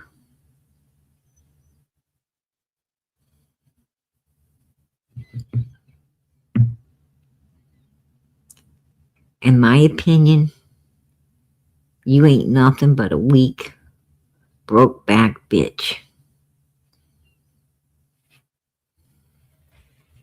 That's my opinion. I'll keep it.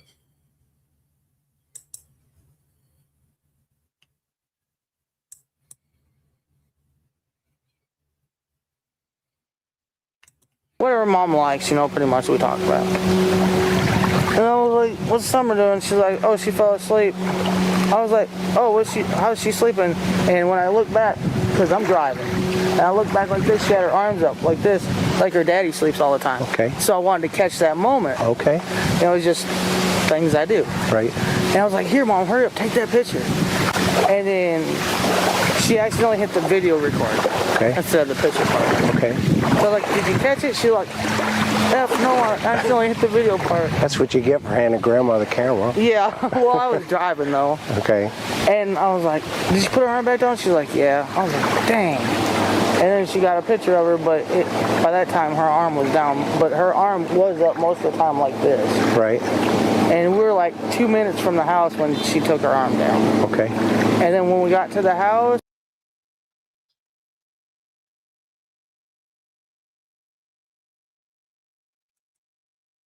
As you can see, there is absolutely no way Summer could have ever had her arms up like that.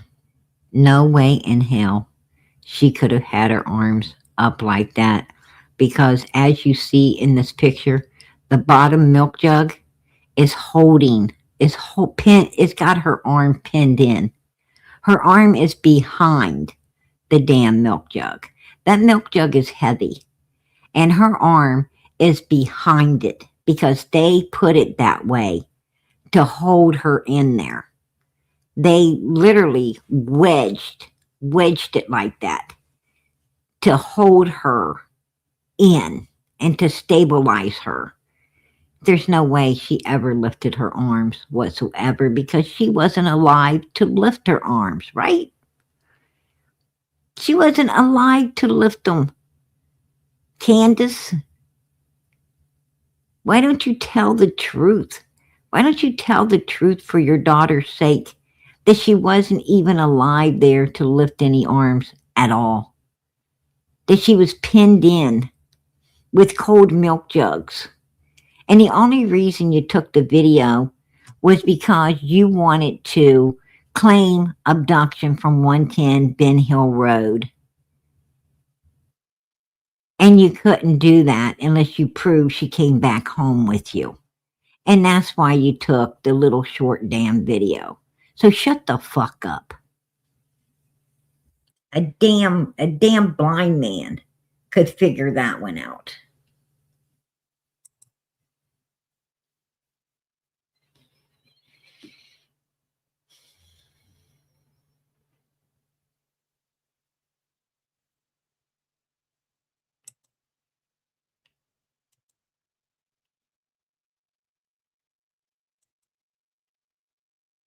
There you go.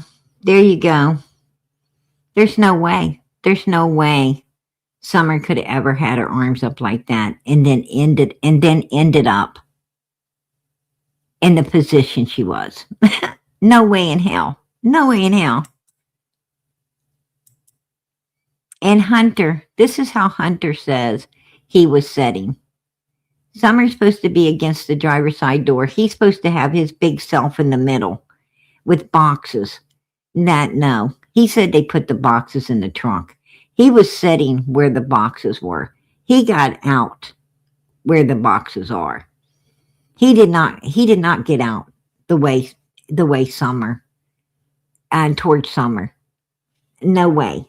No way in hell. Because he would have had to pick Summer up, lift her all the way over top of him, and put her on that side in order to get out. And you are not going to forget picking a big kid up all the way over top of you, and so you could get out of the vehicle. You're not going to forget that.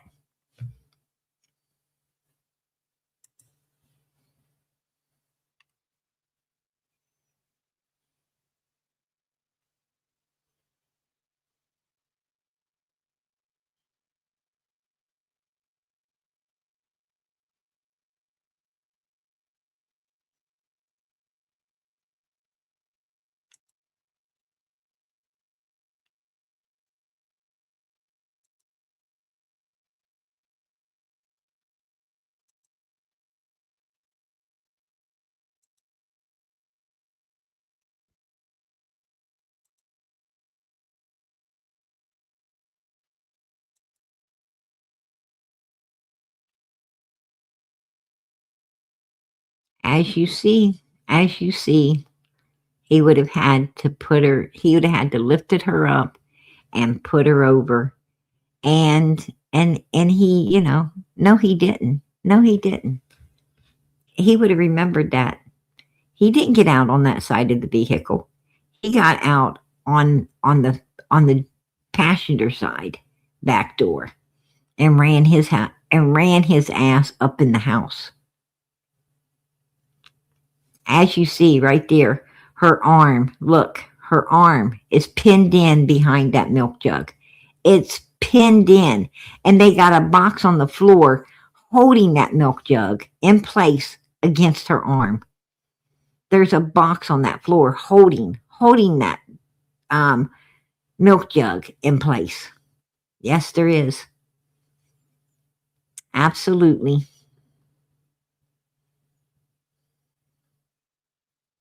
See?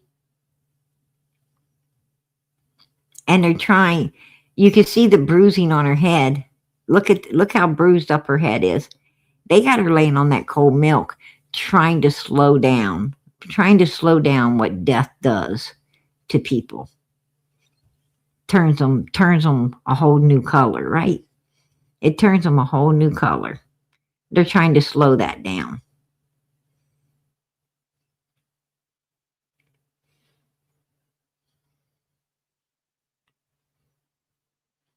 And as you can see, the top milk jug look at the top milk jug. They got it pushed underneath. They got it pushed under that box literally shoved under that box right there in order to hold it in place so her head can be on it. See there? They've got it underneath the one box, on top of the other jug there, which is held in by, they got her pinned in here. She is pinned. They have it, they rigged her so, that when they turn a corner or hit a bump, she wasn't going to fall. She wasn't going to, just, like, dead weight does, just fall.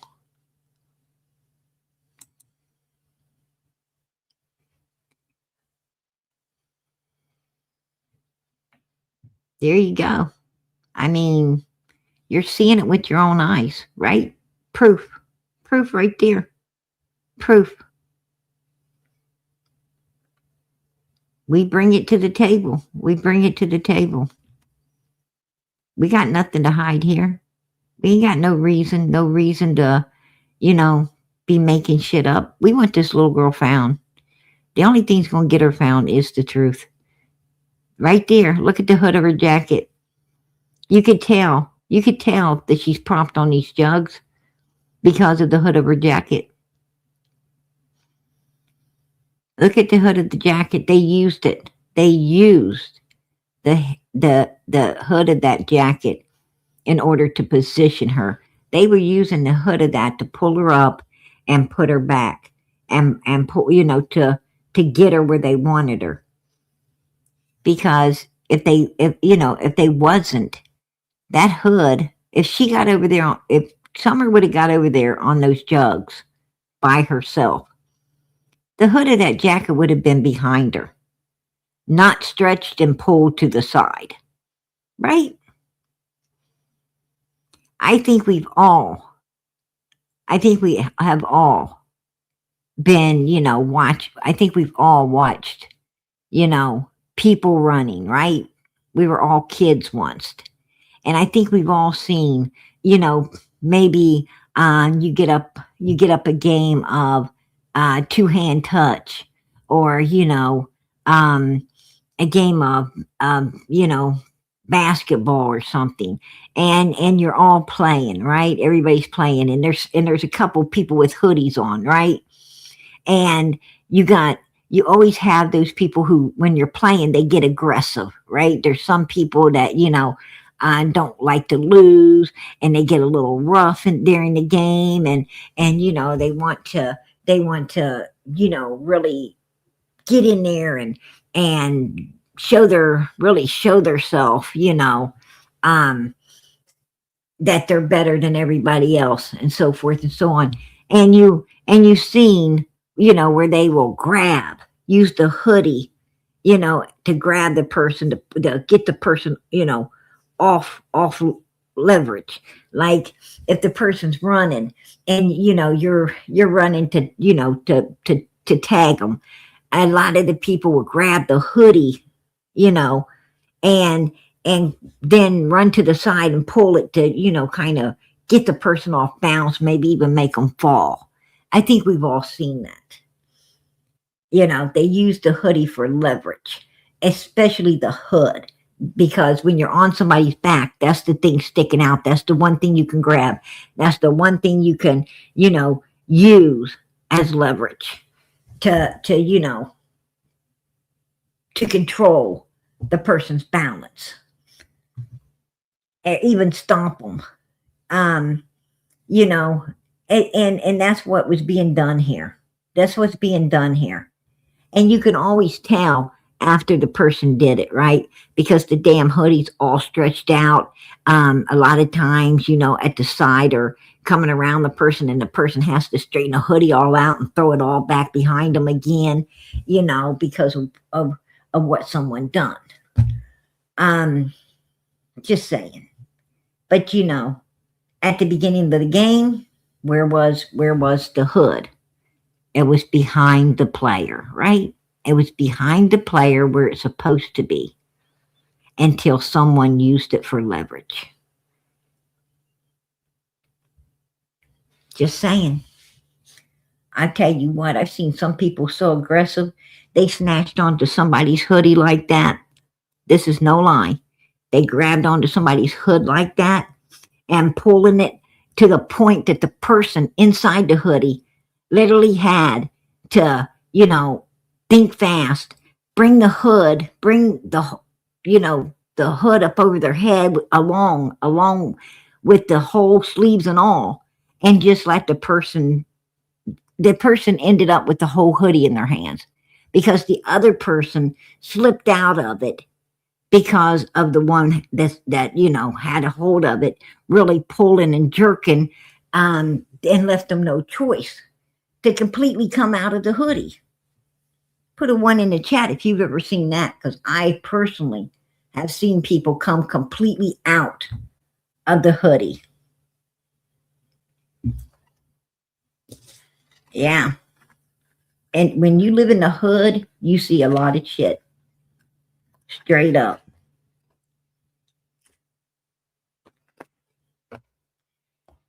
Yeah, it's true.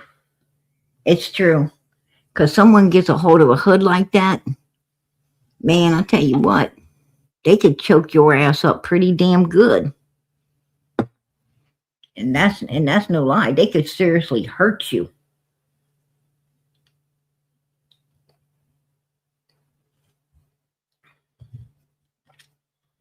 Just saying.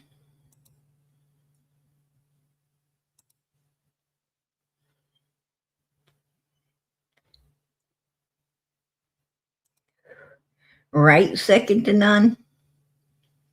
Oh, I've seen it. I've seen it.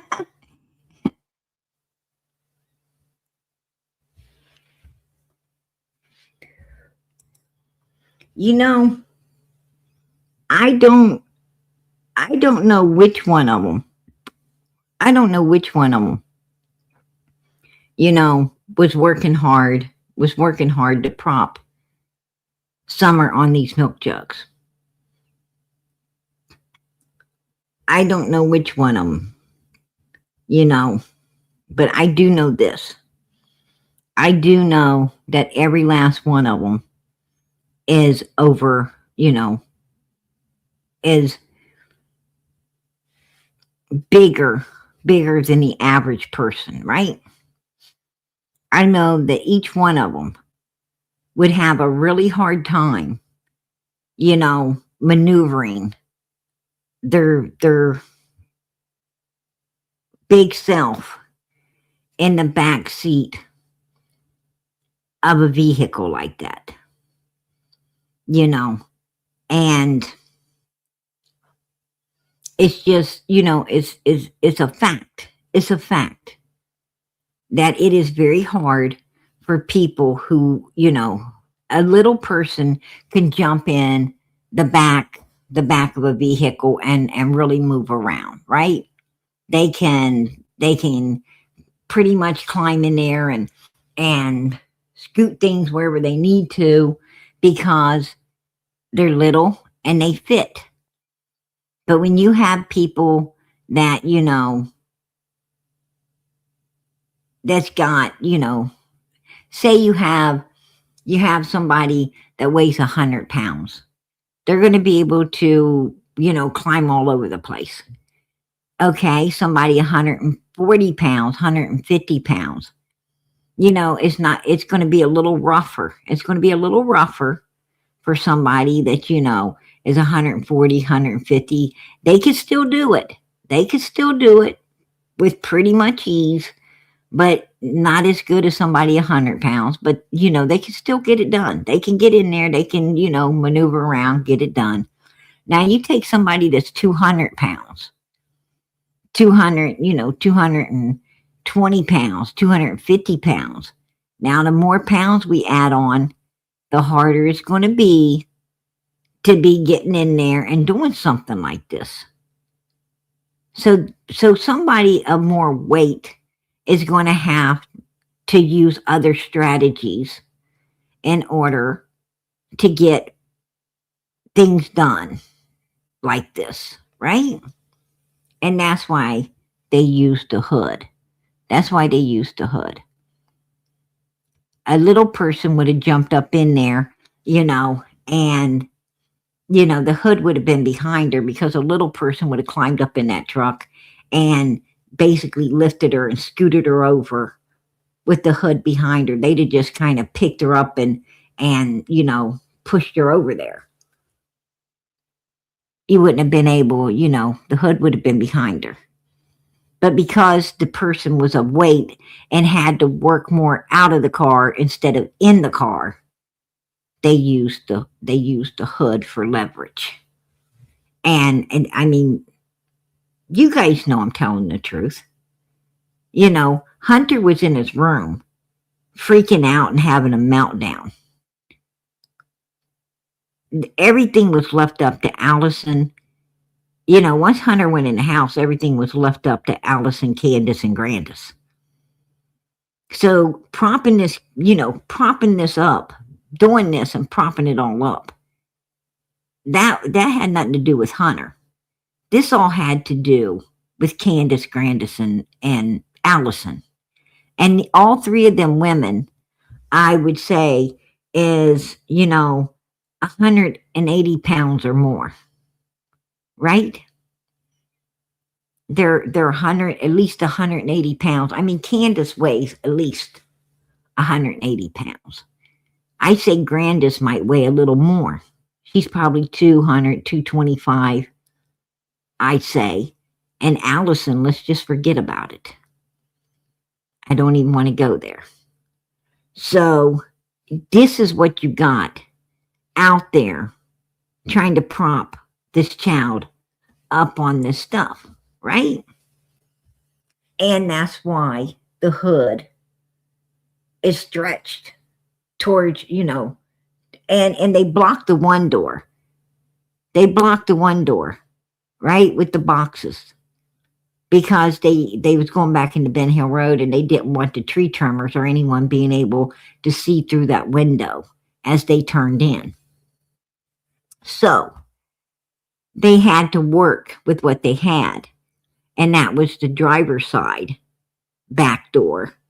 And it was a hell of a stretch. It's a hell of a stretch from the driver's side door all the way over here where they propped her up at, right? That's a hell of a stretch.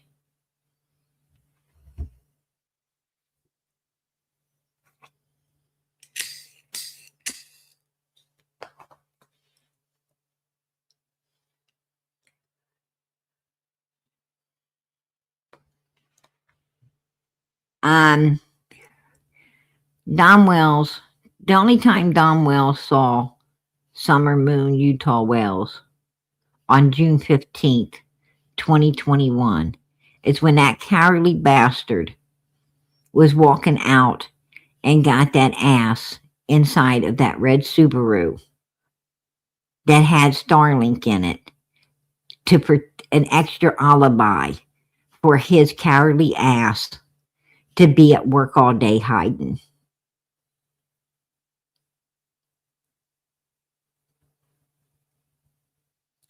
Don Wells went to work that morning, and he did not see Summer ever again because he was too much of a coward to do his own dirty work. Right? He was at work with his phone, with his Starlink, with his bosses, with the other workers. Don Wells went to work and made sure that he was seen and being seen over and over all day. Candace didn't go nowhere near Don Wells because Don Wells wasn't about to get himself involved with anything of June 15, 2021. The deal was that Candace uses Grandma to go into Kingsport to actually just pick up Hunter and to take him to the swimming hole and do what he did, in my opinion. They cleaned up and dressed Summer at Allison's, propped her up here, took the video close to home because they needed to be able to prove that they came home with her. That something didn't happen, earlier. And that, and she didn't even make it home. So they wanted to make sure that they took that little video and used an excuse to do it in order, for law enforcement to say, oh, well, yeah, they brought her back.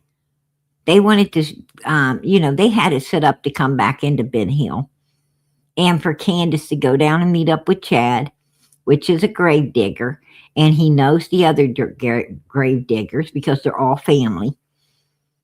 And she did, and they came out of that holler, Ben Hill Road. They came out of there following each other, and they went somewhere, and they disposed of Summer. And Don Wells got a call once Candace came back, and she set the stage for abduction, her and Grandis, and got the boys on board. She calls Don Wells and lets him know the final part of all of this needs to take place. And that's calling 911. Get them out here. Summer's missing.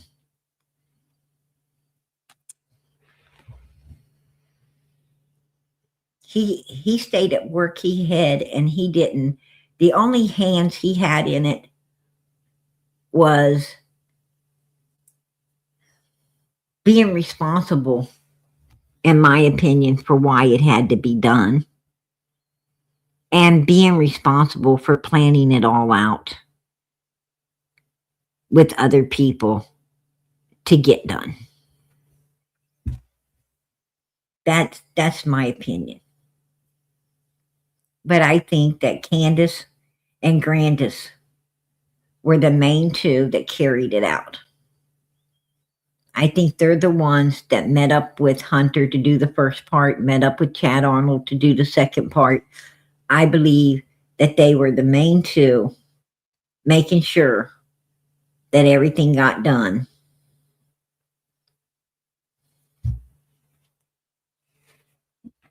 And then time to call police.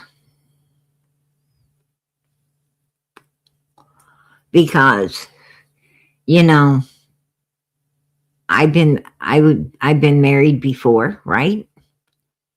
I had a husband before, no longer with me, but I had a husband before. And I got a husband now. And let me tell you something. If something happened, I'm not going to call my husband. I wouldn't have called my husband before, and I wouldn't call my husband now. I'd be calling 911 because 911 is what I need. I don't need my damn husband. I need police to find my child if it's gone. I need police. I need an emergency squad if my child's hurt. I need them. I don't need my damn husband. I'm not going to call my husband and say, can you call emergency squad? Can you call my husband? Can you call the police? Why the fuck would I do that? Why would I do that? I think I would call my husband after I call the police, after I call the real ones that I need. Right?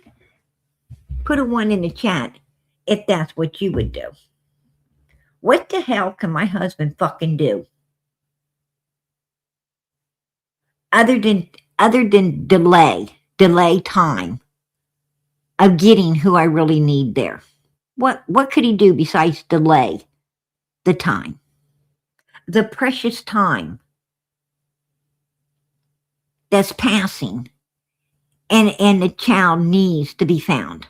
Now, let us remember that she called Don at 6:09 and he didn't call law enforcement until 6:30. Don't you think if the child was abducted, that's fucking 20 minutes of precious time that just got wasted? Don't you think that's 20 minutes that an abductor has of getting further away and being able to get away with what they done?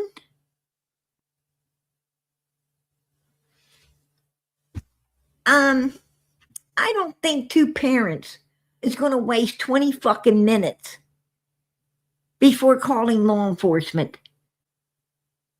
and give abductors the precious time to get away. Right? Yeah, that makes sense to me. You know, to be calling what you need instead of what you fucking don't. You don't have a second. You do not have a second to waste if your child is lost or hurt.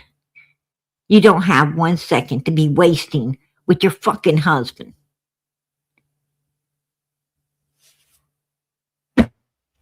You're gonna let your child, you're gonna let your child suffer so you can talk to your husband? That don't make no sense to me.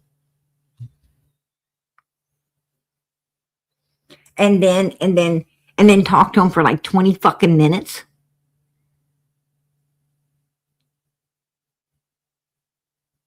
That's not, and I think the first thing my husband would ask me is, why the hell are you calling me instead of emergency squad? Why are you calling me instead of law enforcement? Why are you calling me?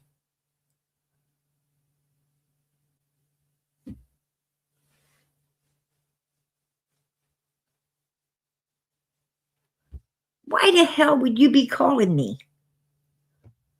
Are you stupid?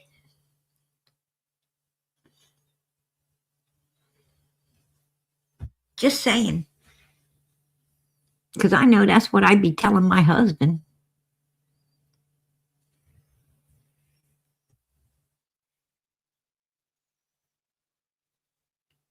I would be highly upset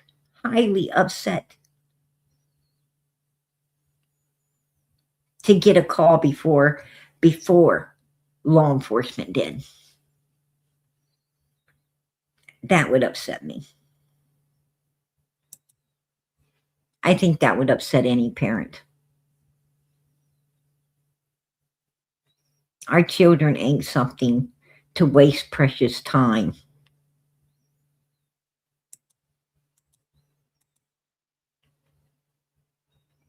There you go. Take a look. Take a look at her hands. Take a look at her hands. Look above her thumb right there. Her hands are turning blue. This little girl, look at her on her other hand, her fingers right there. They're turning the color of someone not getting oxygen. Oxygen's cut off. Take a look at it. Take a look at it. This is your video, Candace.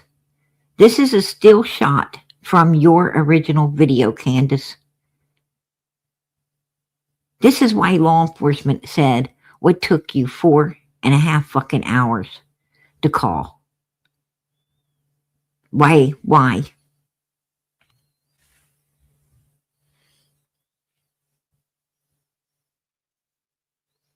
Yeah, she's stiff. She's stiff. Look at that.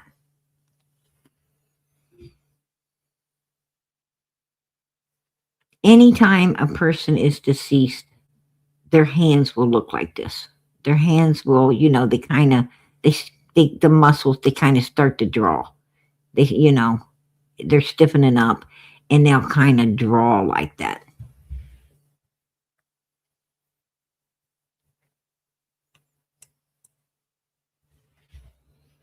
That's why Candace says, I got to put summer aside and focus on my boys, my boysies. Right? Her boysies. Because she knows. She knows. Like she said, I got to focus on my boys because they're still here, still alive. she knew her daughter wasn't. Because, in my opinion, she had all to do with her daughter not being. That's my opinion. I will keep it.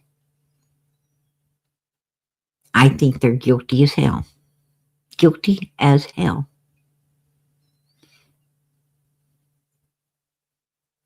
And how they can live with themselves, knowing that they destroyed innocent blood, a 5-year-old innocent child. They better read the Bible, because it plainly states, those who shed innocent blood shall run to the bottomless pit. Let not one be spared. Let not one be spared. Better be careful about shedding innocent blood.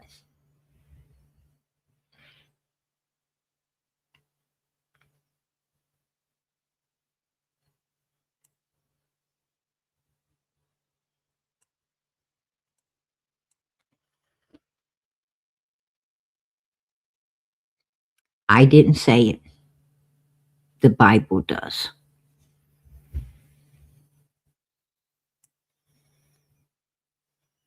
That means you shed innocent blood, you going to hell. The bottomless pit is hell. Right? It's hell.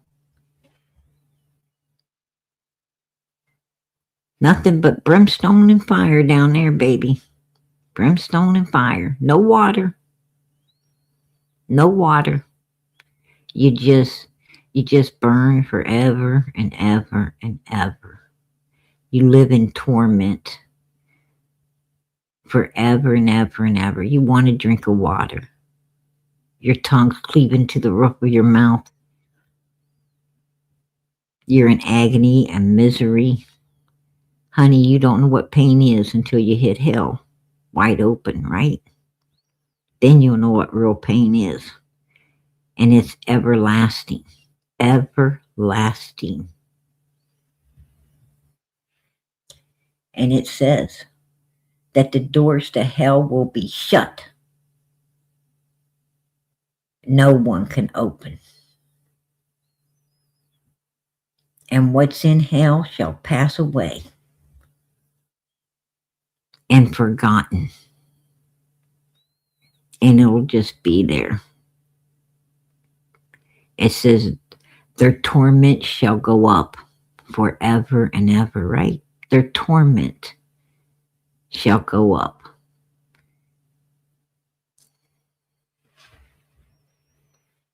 They'll be forever screaming in there.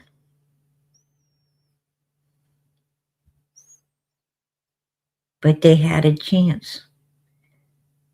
You got people in hell right now that wish they had another day to change who they are. And you got people on earth that ain't trying to change a thing and won't be able to change it once they hit hell wide open. Just like the other person, wishing they had that time. But a lot of people here are wasting it.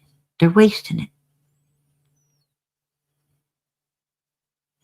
Don't make no sense to me. Don't make any sense to me. I think people get up every day, turn right, and keep going straight, because that's the way to heaven.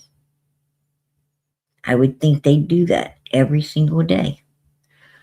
I think that people would read the Bible and learn that you need to pray 3 or 4 times a day. You're supposed to pray when you get up and thank God for another day. You're supposed to pray again at noon. You're supposed to pray again at dinner time, thanking God for your food. And you're supposed to pray before you go to bed. That God keeps you, watches over you, and wakes you. Lets you see another day. And many more after that. You're supposed to spend your day thinking about God, because 24/7 He's thinking about you.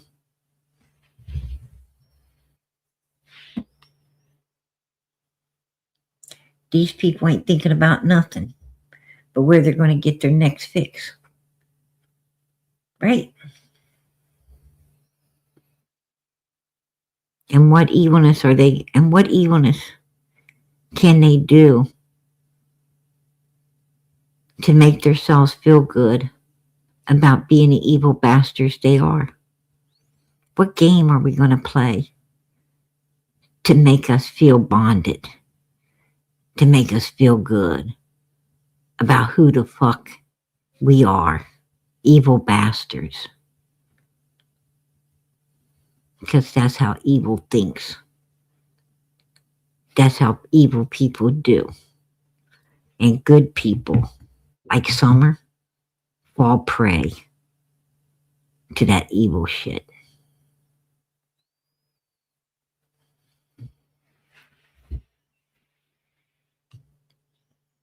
And it's sad. It's sad that people like this are still loose in our society that can do such evilness to a child. It's sad that the people who done what they did to Michael is still loose in our society. It's sad that whoever did what they done to Sebastian Rogers is still out there running around in our society. Jack and Lily Sullivan still running around in our society.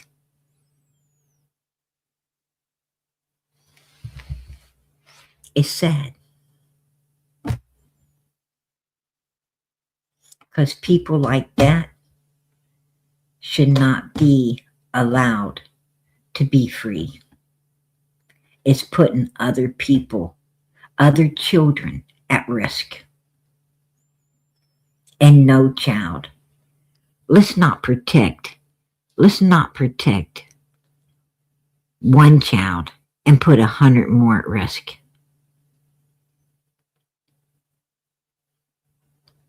Let's protect all children by locking that evil, freaking, sick-minded, fucking human beings away in prison where they belong.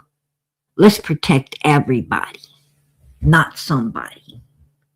I don't like the way our system is set up to protect somebody instead of everybody. It's a weak system.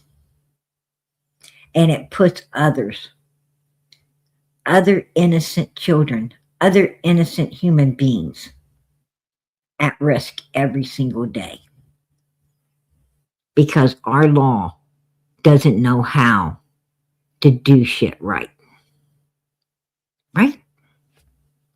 And that's the truth.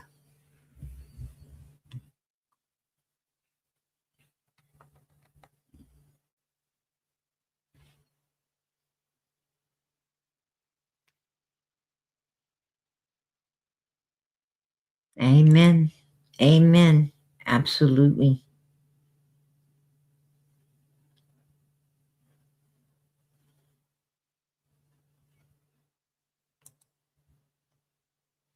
I so agree with that, Chili Pepper.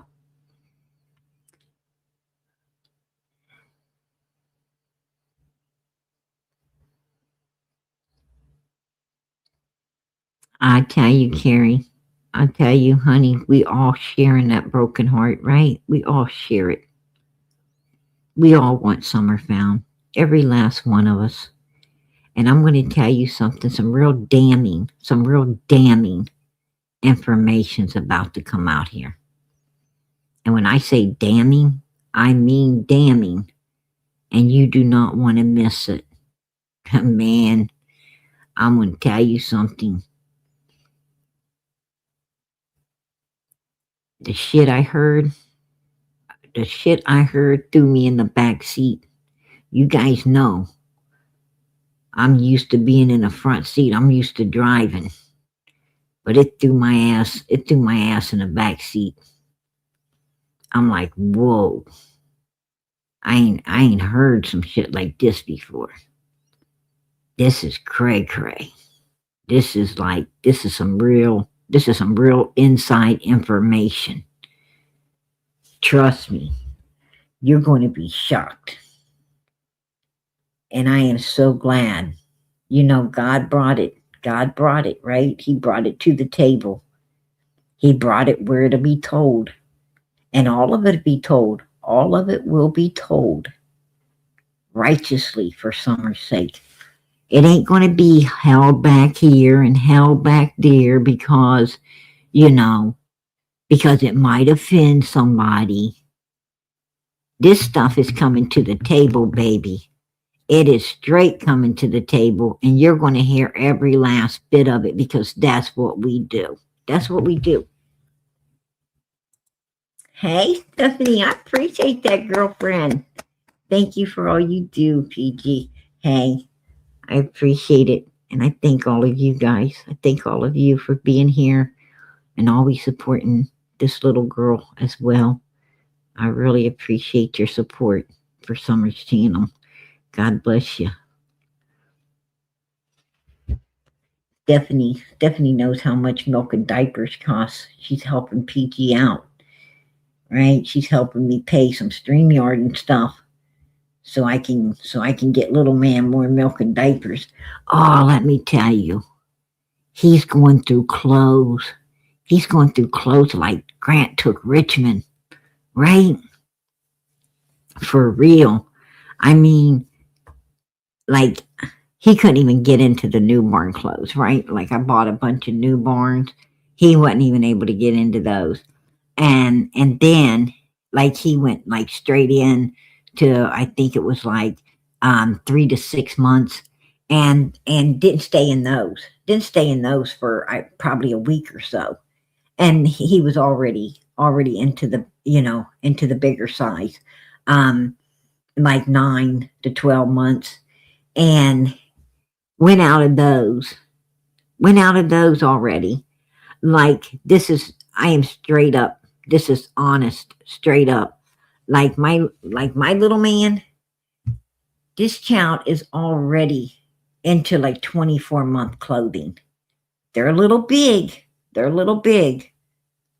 but he has to have them because everything else is too tight. It's too small.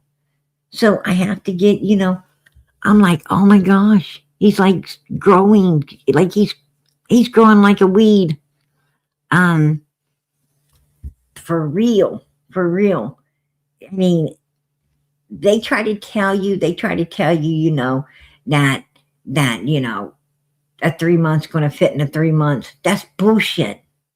I should have knew better. Because, with my first kids, I remember, having to get bigger clothes all the time because, like when they were supposed to be in 6 months, they were in like 18 months, right? So, this is no shock to me. You guys.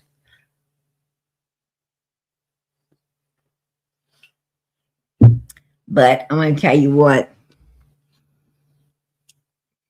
baby clothes, and his feet. Oh my gosh. He has got to grow into his feet. He's got to grow into his head. Like he's got big feet, big head. He takes after his dad. For real. He definitely, like I told his old man, I said, those are definitely your feet. I do not have big feet. And he,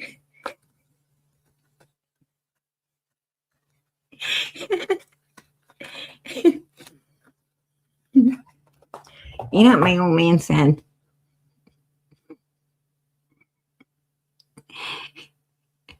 He called me duck feet, right? My old man had his nerve to call me duck feet. I'm like, who the hell you be talking to? Call me duck feet. He said our baby's got duck feet like his mother. I said no. He got He's freaking got big feet like his Bigfoot dad that everybody is out there trying to find and can't because you're here with me, right? And this is our conversation, right? This is our conversation, like 2 o'clock in the morning. We're mother freaking talking about each other's feet. I told him, and quit sticking a damn blanket over mine. I don't like the blanket over my feet. He's always trying to cover everything up. I'm like, stop it.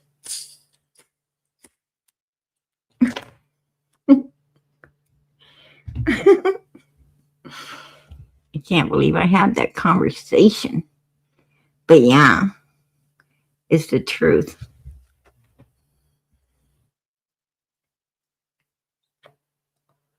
Oh, I'm telling you, he eats, yeah, he eats a lot. I told my kids, I said, when little man's big enough to eat regular food, all of them's probably going to have to go on a crash diet. Right? There ain't going to be no food for anybody else. Little man's going to keep the refrigerator cleaned out by itself. The way he's growing, I don't know. He got a big head. My baby's got big head, big feet, big ears. Right? Yeah, big ears, big eyes, everything. 3 o'clock in the morning. 3 o'clock in the morning, he's staring at you, thinking that you're supposed to get up and walk him around. And he likes to take inventory. He likes to take inventory of the house. He wants you to walk him everywhere, and then he wants you to sing to him and reading books and play with him. And it's freaking 3 o'clock in the morning, right? And by the time he goes back to sleep, which is around 6 o'clock, it's time for you, to get ready for work and everything. It's like, whoa. When do you get to sleep? He gets all his sleep. Little man's so selfish, right? He's so selfish, like his dad. He's selfish.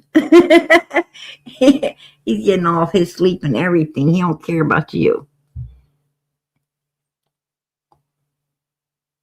Oh yeah, man, he's went through. I live at the baby stores buying clothes. Like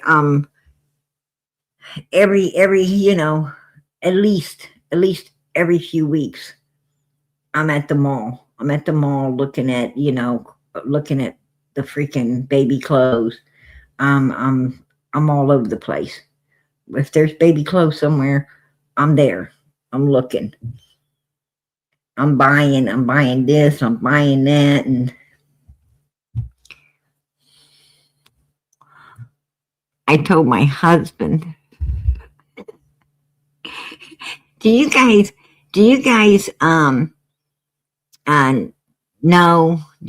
know like that on show? What was the name of that show? Oh my goodness. They sung that song, You Searched the World Over, and I thought I found true love. There was some woman, she always had the price tag on her hat. You know what I'm talking about? It's one of them old shows that people watched, I guess, back in the day or whatever. But there's a lady, and she always had a price tag. Yeah, the Hee Haw show. And anyway, I told my husband, I said, I told him that little man was going to start looking like that lady, that I was just going to leave the price tags on everything. And that way, at least I could take it back. 2 weeks, right? 2 weeks later, I could take it back because that's how fast he grows out of them. and my husband, he's like, for real. I think he thought I was serious. He's like staring at me, right? I'm like, I thought it was funny, right? I thought it was funny. Everywhere, take the baby to the doctors, and it's got his price tags on his clothes. I just thought it was, funny. I was kidding. And he was looking at me like, like I was serious. I think for a second, he started to think about it himself. I'm like, oh my gosh. Right? Hey, our bucket list has holes. I appreciate that, girl. I appreciate it. I appreciate the support for Summer's channel. Hey, girl, you helping PG out too. I appreciate that. God bless. But yeah, Minnie Pearl, yeah. It's the old lady on there. She always had a price tag. I was like, you know what? That's a good idea, right? I was thinking that's a good idea. since he only like gets to wear it once or twice, then it's too freaking small. why am I not why am I not returning it? I was cracking up. Listen, you guys, you got to take the price tags off the clothes. they might the baby might get a paper cut or something. Do not leave price tags or anything on your kids' clothes. I'm kidding. It's a joke. That's like I told my husband, that is a joke. You've got to remove tags. Do not leave them on there. That's weird. But I just thought it was a thought. That lady did it, right? She did it. My kid's gonna be looking like Minnie Pearl. if the doctor asks, oh, you forgot the price tag, take the price tag off. No. He's kin to Minnie Pearl. Right? He came out with a price tag on him. Right? Yeah, great big one. Insurance had to pay it. Let him keep wearing them. Oh shit.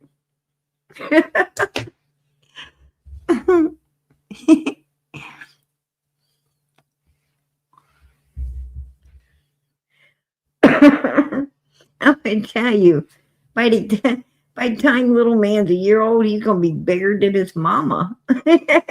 He keeps growing like that. By the time he's 2, he could just share clothes. He could share at 1. He'll be able to share clothes with his brother, right? With Mr. Fix It. By the time he's 2, he can share some clothes with his dad. Little man's got to quit growing.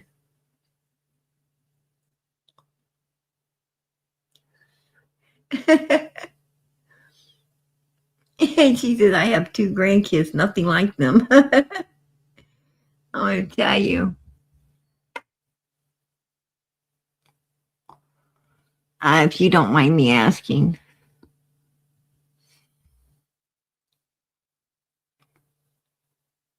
Oh yeah, I watch for that. I do. I always, little man gets bathed every day, sometimes a couple baths. But I always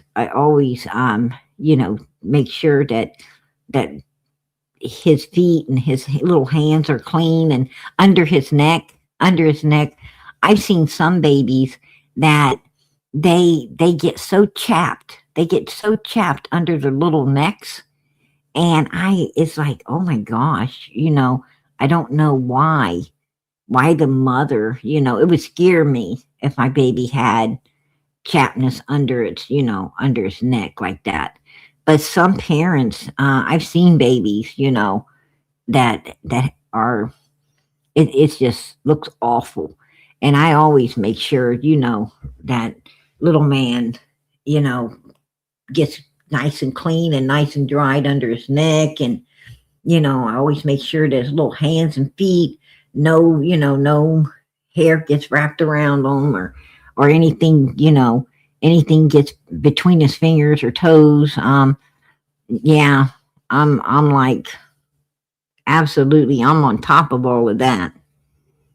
You got to keep your baby, in good condition, right? You got to make sure it stays nice and clean and well taken care of. Hell no.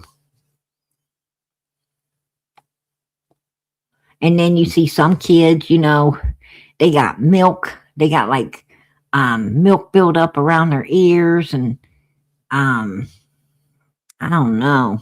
I don't know. I seen one lady. Um, she had.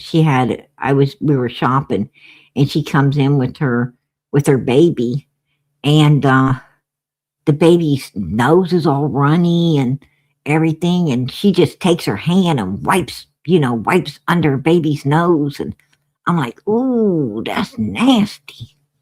That is so damn. And then she's looking through stuff, and I'm like, oh, she just touched that. I gotta go. I actually came home and shopped online. I came home and I like freaked out. I just like, I gotta leave. I'm leaving right effing now. I don't know what the hell all she touched. I don't want to touch it. I sure don't want my baby on. I wouldn't even want to wash it and put it on my baby. I had to go. But that was freaking nasty. Who in the hell does that? Who does that? Like, little man's baby bag, his baby bag, it's got, like his bibs, extra outfits, diapers, extra milk, extra bottles, tissues, everything, like everything, wet wipes, everything to do everything right, right? Everything to do everything right. I don't even know how the hell, people just do that. Like, there ain't no way. There ain't no way. Yeah, and that kid had this baby looked like it should be home. It looked like it should be home taking some medications and being taken care of. It didn't need to be out in society. That baby was sick. Its nose was just like all snotted up, and it was gross. And she just reached down and pulled it loose with her hand, and I'm like, oh, yeah, man, I'll tell you what, it's like I got to go. I took little man and I got the hell out of there. I was like, everybody's like, where you going? I was like, we are gone. We ain't going to be here. I don't want none of that stuff. I want stuff that ain't been touched.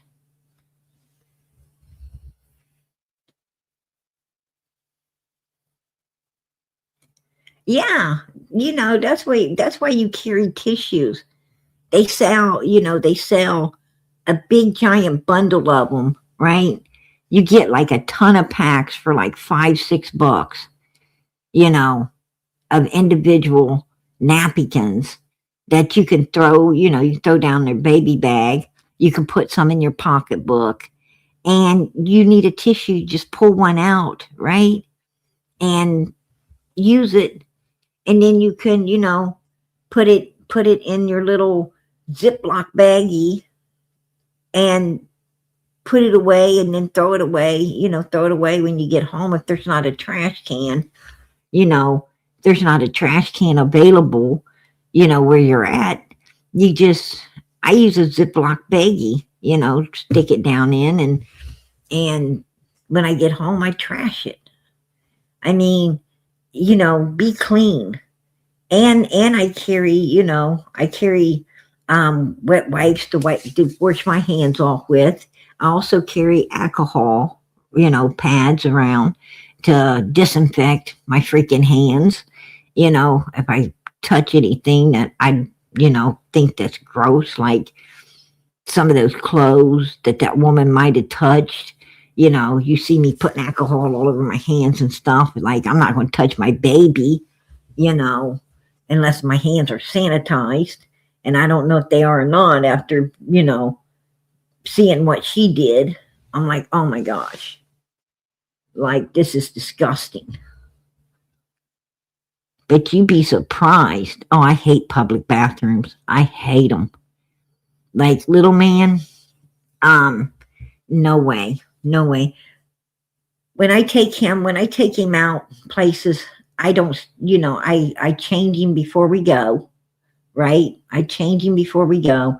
I don't stay out with him very long. And I bring him straight back home and he gets changed. When we get back home, he gets changed. I am not taking little man in no public restroom I will not lay my baby on one of them folding things that God, you don't know if it's clean or not. Not my little man. My little man, I'm a germophobic. I am straight up a germophobic.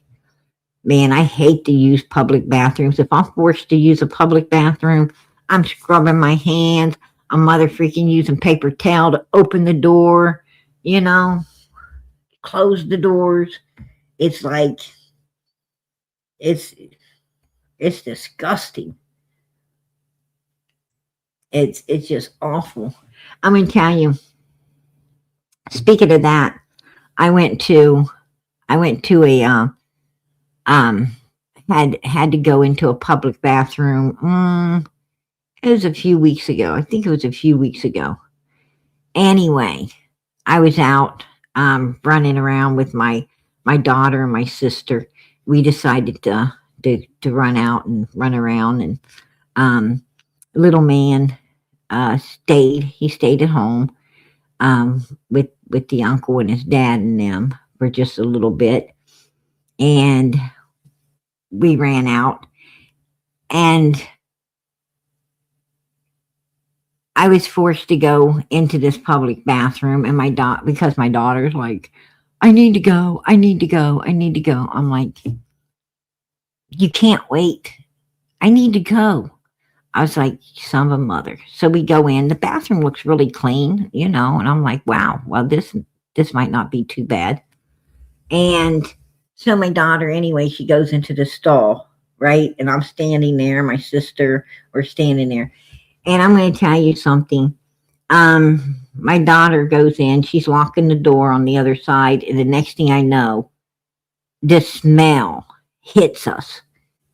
For somebody in the other stall is talking on the phone, like straight talking, 90 miles an hour per minute, and they're blowing the bathroom up, like using the bathroom, doing number 2. That's what I mean when I say, blowing it up. But anyway,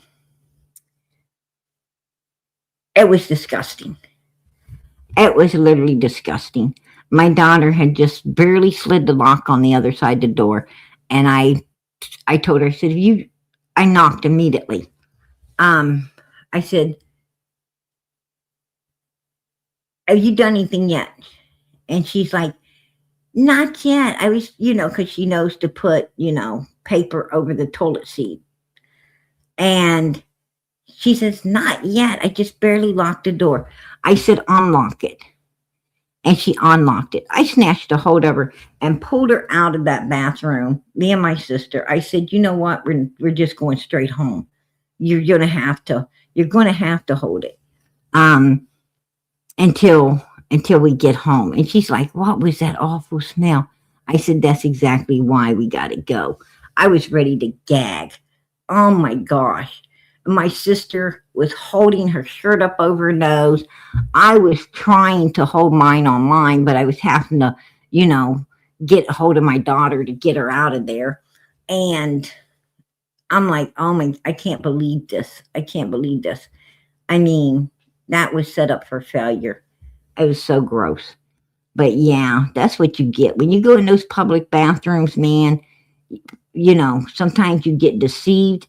It looks nice. You don't be smelling nothing at first, and then all of a sudden, somebody over in that other stall makes you want to vomit. And I'm like, oh hell no, that is gross.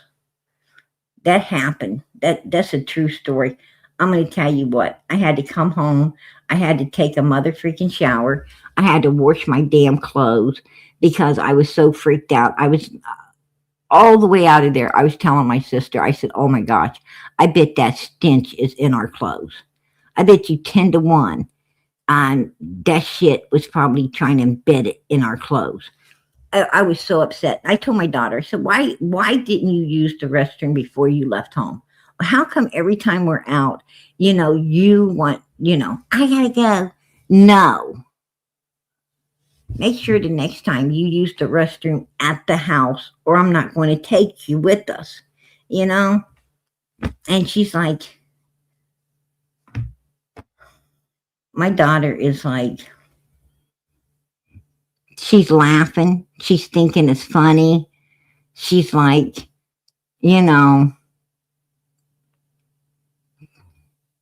my daughter really, really gets to me once in a while. She thought it was funny that I was upset. She thought it was funny that we got, me and my sister got a whiff of somebody else, somebody else's stench. She thought it was what she got. Like I told her, I said, you're asking what that smell was. You got a smell of it too, right? And then I'm gonna tell you, that girl keeps me alive, right? She keeps me alive. That's for sure. She keeps my blood pressure. She keeps my blood pressure up. My blood circulating. That's for sure.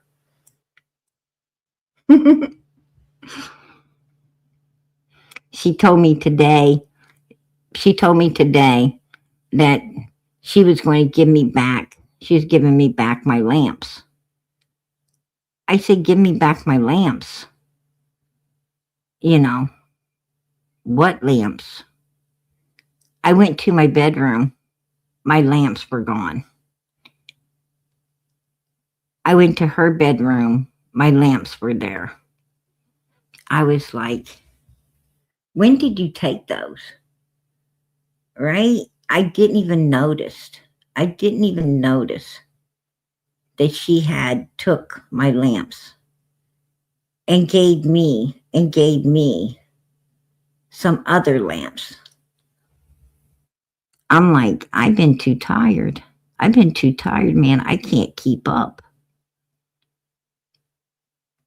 Before little man showed up, I would have noticed my lamps gone immediately. I'm like probably a month or more down the road. I didn't even know they was gone. Yeah, exactly. It's LOL. Sounds like me and my daughter. Yeah, right. She's going to give me my own stuff back. I'm like, I told her, I said, well, since you took them, what made you decide to give them back? She said, oh, I wanted some new ones. I said, what? She said, I wanted some new ones. I said, where are you going to get new ones? She said, wherever you take me to get some. I was like, what? Are you kidding me? Now she thinks she's getting new lamps. She gonna get mine back so she could get some new ones?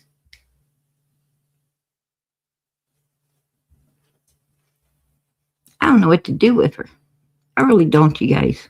If you got any suggestions on teenage daughters that seem to go shopping around your house, ways of stopping it besides nailing or gluing down everything? Let me know. Let me know.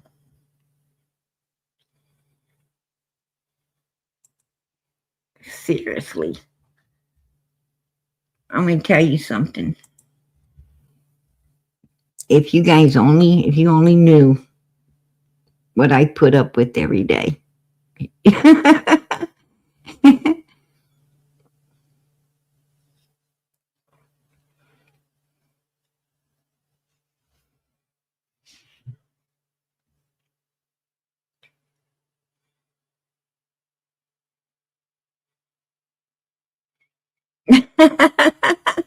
I wish people come join in my house. Right?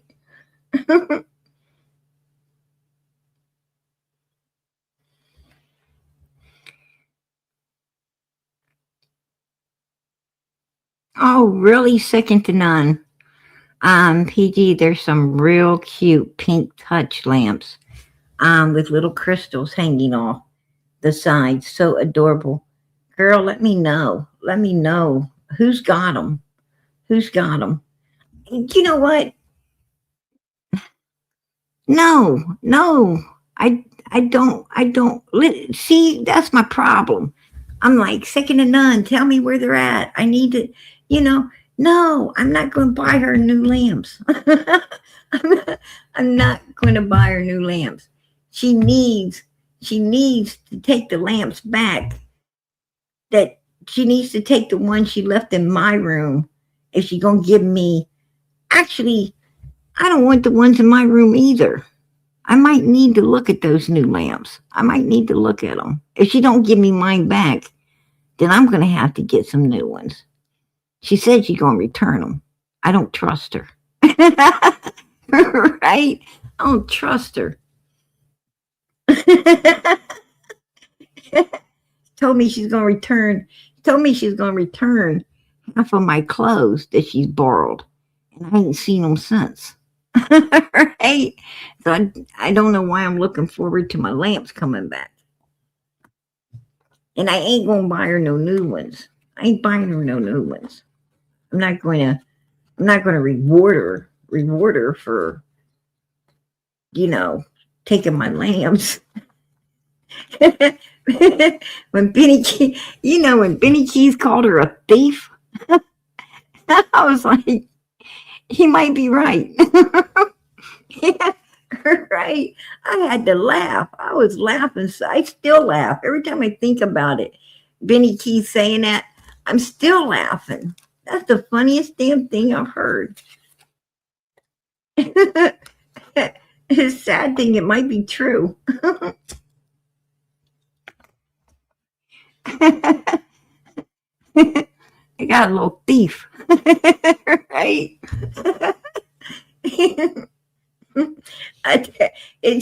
She sure is a pretty one, right?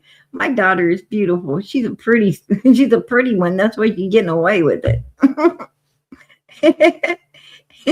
that and the fact that I love that child with everything I got. I tell you, she's something different. But you gotta love your kids, right? I know I love mine.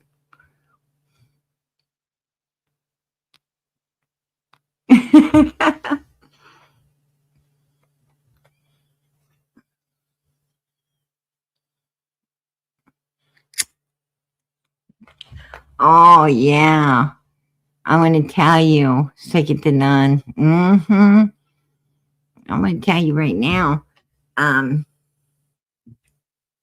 There's some. My daughter, likes those little jogging sets. The ones that fit tight. You know what I'm talking about. It's got the little jackets and the halfy shirts and yeah. And I told her no. You hang that back up. You ain't walking out of here. You ain't walking out of here in that. That's for sure. I want you. I told my daughter she's gotta look respectable. I ain't gonna have that. But if I let her wear what she wanted to wear, Lord of mercy. I can only imagine. I can only imagine once I ain't got control, of what she wears and doesn't wear. I'm hoping that, she continues to dress, appropriate. But I'm a little bit worried. I'm a little worried that, especially with that one, um, that she gonna get in there and get some stuff that, I don't approve of.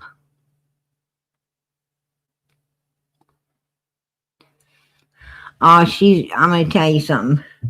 My daughter, I don't really care.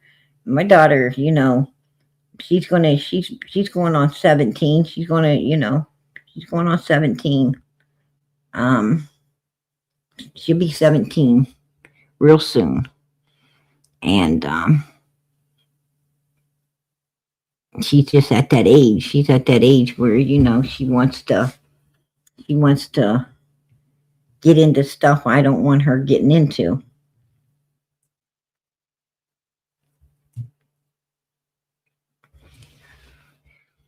And I got one that's 18. I got one that's 19. The 19-year-old is already got his bachelor's degree out of high school, got a bachelor's degree, going into master's, working on master's right now.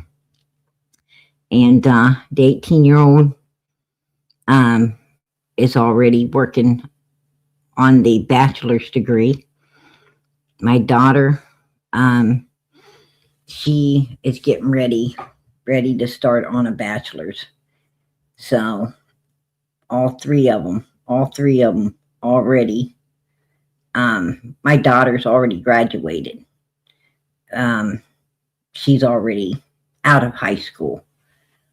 My two oldest out of high school. Like I said, one's master's, one's in the bachelor's. She's getting ready to go into her bachelor's. And then I got little Mr. Fix-It. And little Mr. Fix-It, well, he's still in school. And I still got a minute before he'll be graduated and going into, he doesn't really want, he really doesn't want to go into college. He wants to, he asked me, he's like, is it okay with you? He said, Mom, I've been thinking because, I know how you feel about college and want everybody to, go to college. He said, but how about if I just, think about starting my own business? He likes fixing stuff. He wants to get skilled in fixing stuff. And I told him, you'll have to work, work hard all your life, really hard all your life, son. If Hello, PG. college is something to fall back on. Hey, girl, college is How are something. you? I'm doing good. I just thought I'd come up and say hello because I haven't got a phone at the moment and I Hey, can't join in chat. yeah, And it'll be like this for about another week.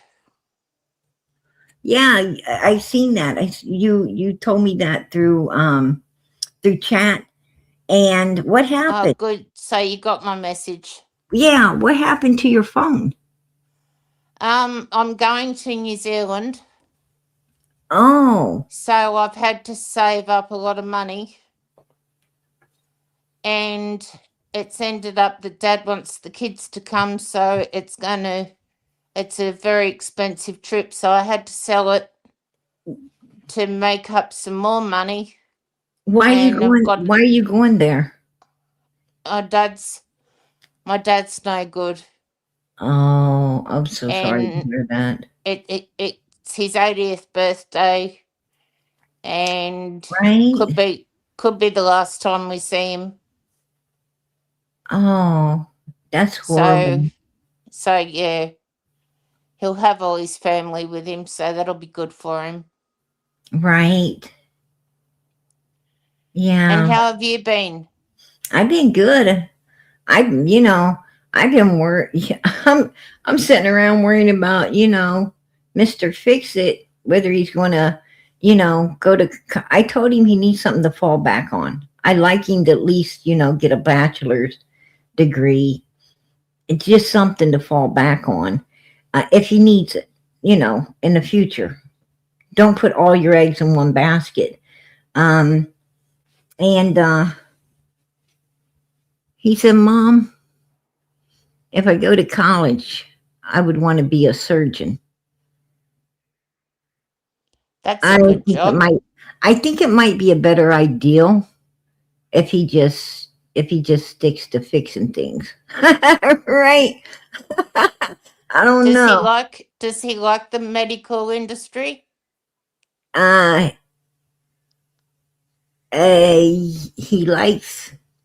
he likes taking things apart and putting them back together. So, I don't know if I would want him to do that to a human. I used to know someone like Right? that who took my ex took my car apart one day. He undid all the bolts in the engine to clean the nuts and bolts on the parts. And Um, then when he put the car back together, he had nuts and bolts left over. And I said to him, "You haven't put the car back together properly." oh, girl, I'm gonna tell you what. I know that feeling. I told my kids, I said, I need new windshield wipers, right? And Me I too. and I ordered no, I ordered some. I ordered them, you know. Uh, I ordered new windshield wipers, and then here we are. I'm driving down the road, and the rain starts coming down, and I hit the wipers, and I don't have any. I said, "Oh my gosh, where's the wipers? What happened to my wipers? Who took my wipers? Can you believe somebody actually would steal your wipers off your car? You know, and we live in a great community. Who would do this?"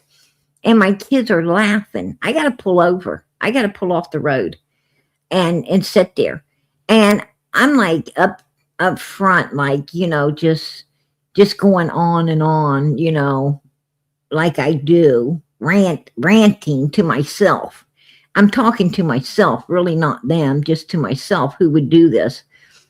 They're back there laughing and laughing. And I finally, turn around. I'm like, what is so funny? What's so funny? And their uncle, he's he's sitting over in the passenger seat, and he's laughing. He's trying to look out the window like I can't see it. And I'm like, what the hell's funny? And my boys took the dang wipers off because they were going to put the new ones on that hasn't even showed up yet. And that's why I had no wipers. I'm like, oh my freaking goodness. Are you serious?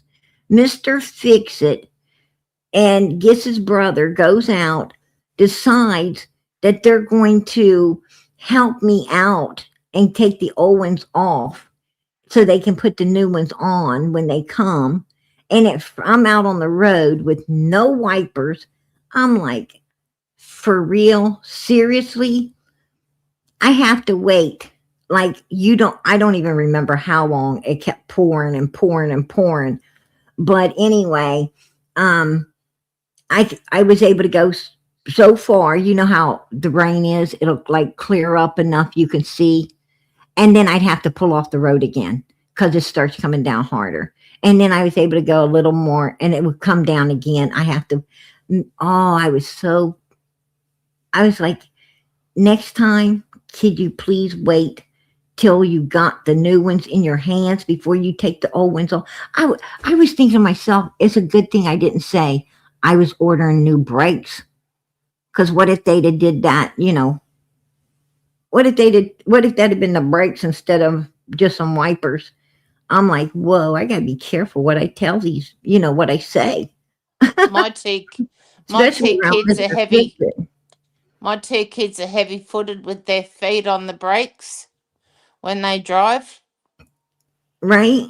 and I've noticed that when I get in to drive the car, that the brake pads are going, and my windscreen wipers aren't working now, as well Oh as a my flat God. battery. So I just had the mechanic over here while the love was going to get my car started, You're kidding me. and I've got the car idling in the driveway now. Unbelievable. Girl, trust me, I sit down. Sometimes I sit down on my staircase. I'll get halfway down my staircase and I will sit down and think to myself, exactly, unbelievable. Unbelievable. Like, I can't believe. I tell you what, when my kids were little, everything stayed perfect. At the time you think that everything should be in disarray, it was staying perfect.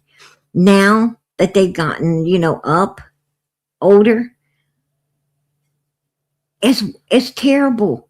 Like they're more messier now than they've ever been. Like everything. I mean, like I can't keep nothing. I cannot keep anything. If they go in the living room and the cushions are all over the place. I don't even know why Oh they have no. yeah, cushions And the everywhere. kitchen. And the kitchen, I don't even want to think about the kitchen. Um, my Oh, daughter the is kitchen's terrible. I hate it when they cook. my When daughter, they cook spaghetti bolognese right? or rice, and when they drain the pasta or the rice, it all ends up in the sink My and go daughter and is in the where she wants drain. to. My daughter's at that point where she wants to make, she wants to make these little desserts, these little um desserts and stuff. Like her and her girlfriends, they want to make themselves brownies, and they want to make themselves, like certain cookies and stuff like this. And I'll tell you what, by the time you would think they made a full course meal and a dessert tray by the time they're done in the kitchen. And I'm like, who's going to clean this up? you know who's going to clean this up? And my daughter tells me, don't worry, mom, don't worry, I got it. I say, yeah, I bet you do. I walk away, and you know what, my bet was right. She didn't have it at all. Right? I come back in, the dessert's gone. The only thing gone is the mother freaking cookies or whatever they was making. They're gone. Everything else was left behind. Right? There's stuff everywhere. Every drawer. I think they got in every drawer. They got pulled out every pot and pan. Um, the sink's loaded. Everything. It's like, and I don't even know how they get that much stuff on the floor, but they do. And then, you clean it all up only to find that they tracked it somewhere else in the house. Unbelievable. Yeah, yeah. Kids. You can't live with them and you can't live without them. I I've got mine on me 24/7. you know what? It's been a long time since I've been, since I've been without them. I don't know. I don't know. Right now, I'm wondering. I'm wondering if I'd like to give a shot of not living with them I for a don't know minute. how I'd go. You know what I'm saying? Yeah, it'd be nice for a little while, wouldn't it? Give me Bit of 5 peace and minutes. quiet. Give me 5 minutes to think about this. John, I went out the other night to the pub, had a few beers, and I didn't even know he'd gone. And he came home and he came into my room really, really happy. I met a girl, Mum. Oh, really? And I said, really? Do And tell. I said, who? And he goes, the barmaid. What? And I said, they're always friendly to people. And he goes, no, she likes gaming. We changed numbers, so they've been in touch. He went to the barber and got his beard cut. He went and bought a shirt. He's Oh, you're looking really good. kidding. He looks really good now. Oh, a barmaid? I've got a picture of him on my Facebook. If you have a look, he looks very handsome. Oh, I know. I've seen your son. He's a good looking boy. But a barmaid? Oh my Yeah, goodness. I know. Um, no, I you know, know. whoa.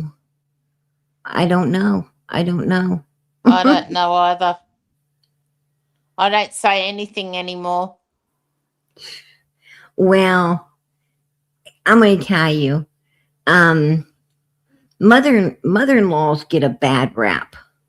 No matter who your kids marry, mother-in-laws always get a bad. I mean, nobody likes the mother-in-laws hardly. I mean, I loved, um, my first husband's mother. Oh, she was a gem. She was a real jewel.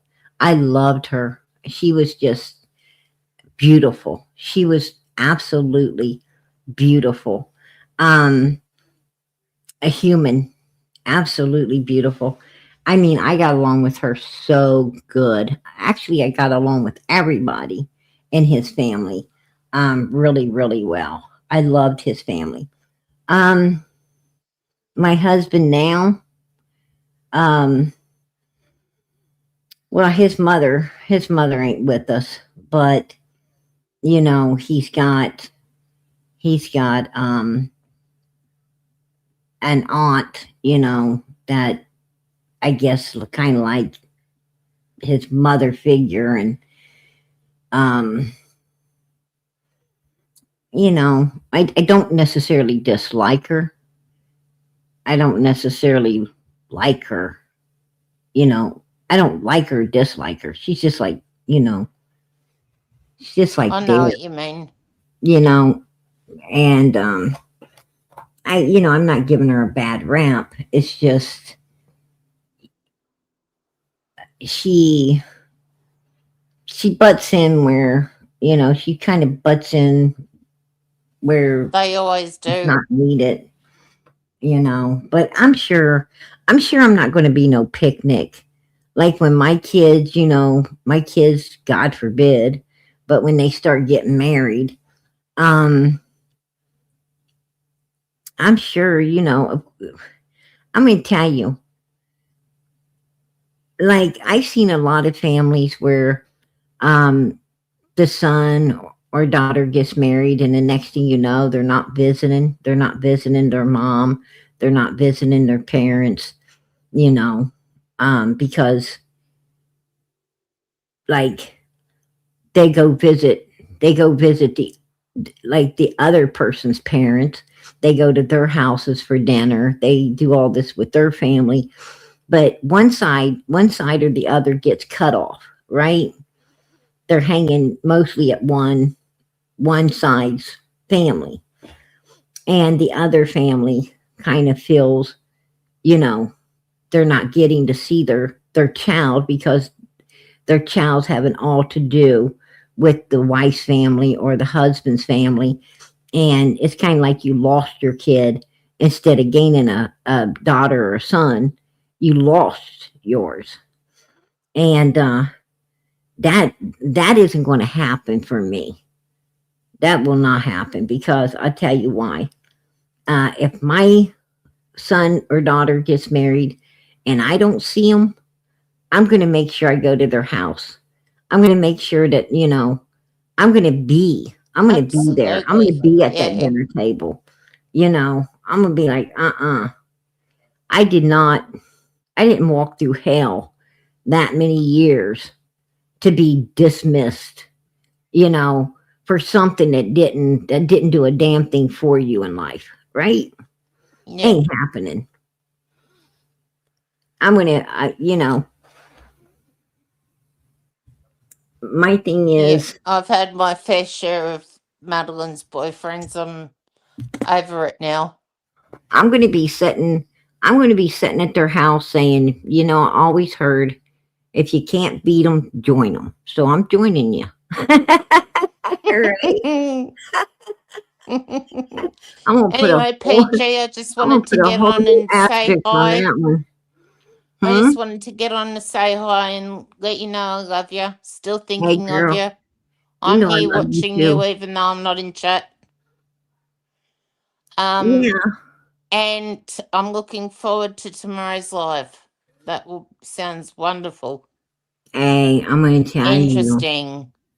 Oh, girl, I'm gonna tell you what. I got so much in my head right now.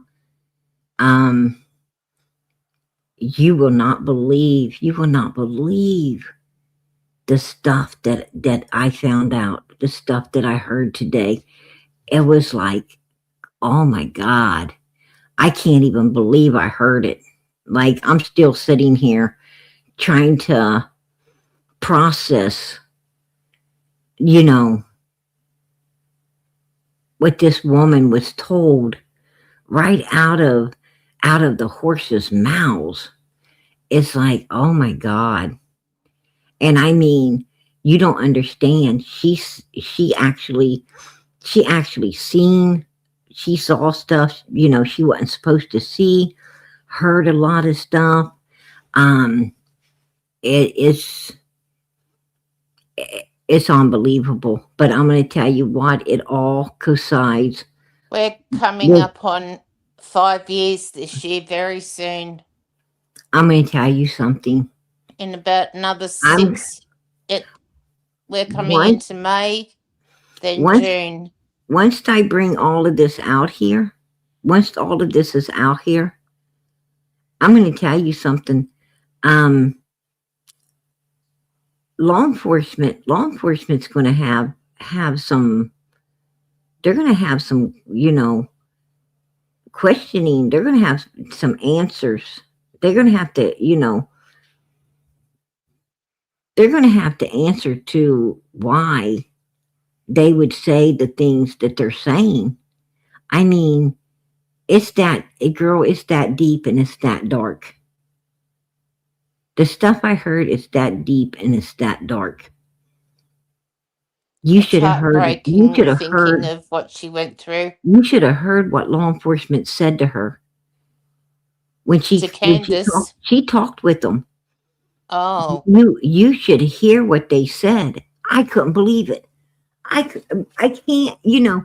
One way I can't believe it, but when in I another called them, they way, said nothing to me.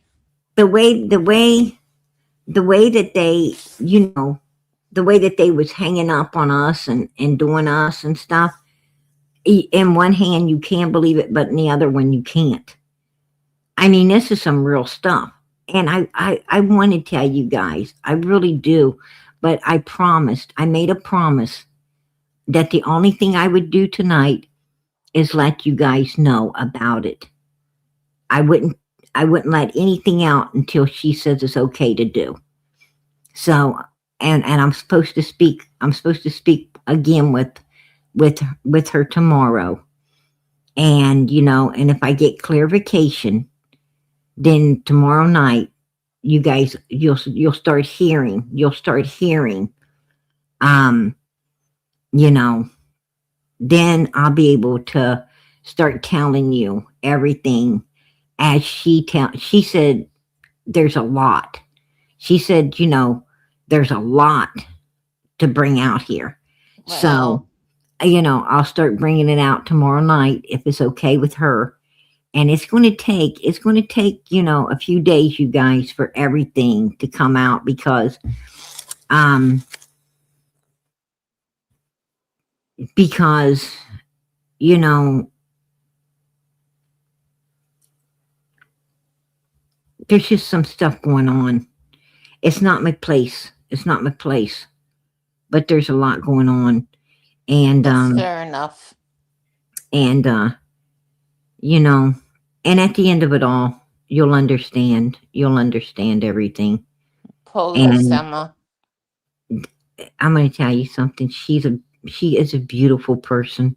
This lady is a very beautiful human. I would And have taken that little girl in a heartbeat. all of us out here would have took that little girl. I would have took Summer, man, and I would have gave her the world.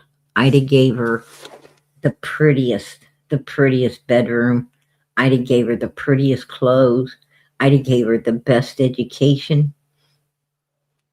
I would have put big bows in her hair. I would have listened.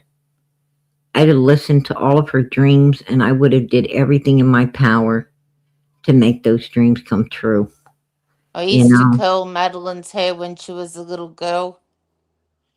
I used to curl it up with those little curlers, with the curling wand, right? when she was about 2.5, Mm-hmm. and did her up and took her into, there was a baby competition going for toddlers.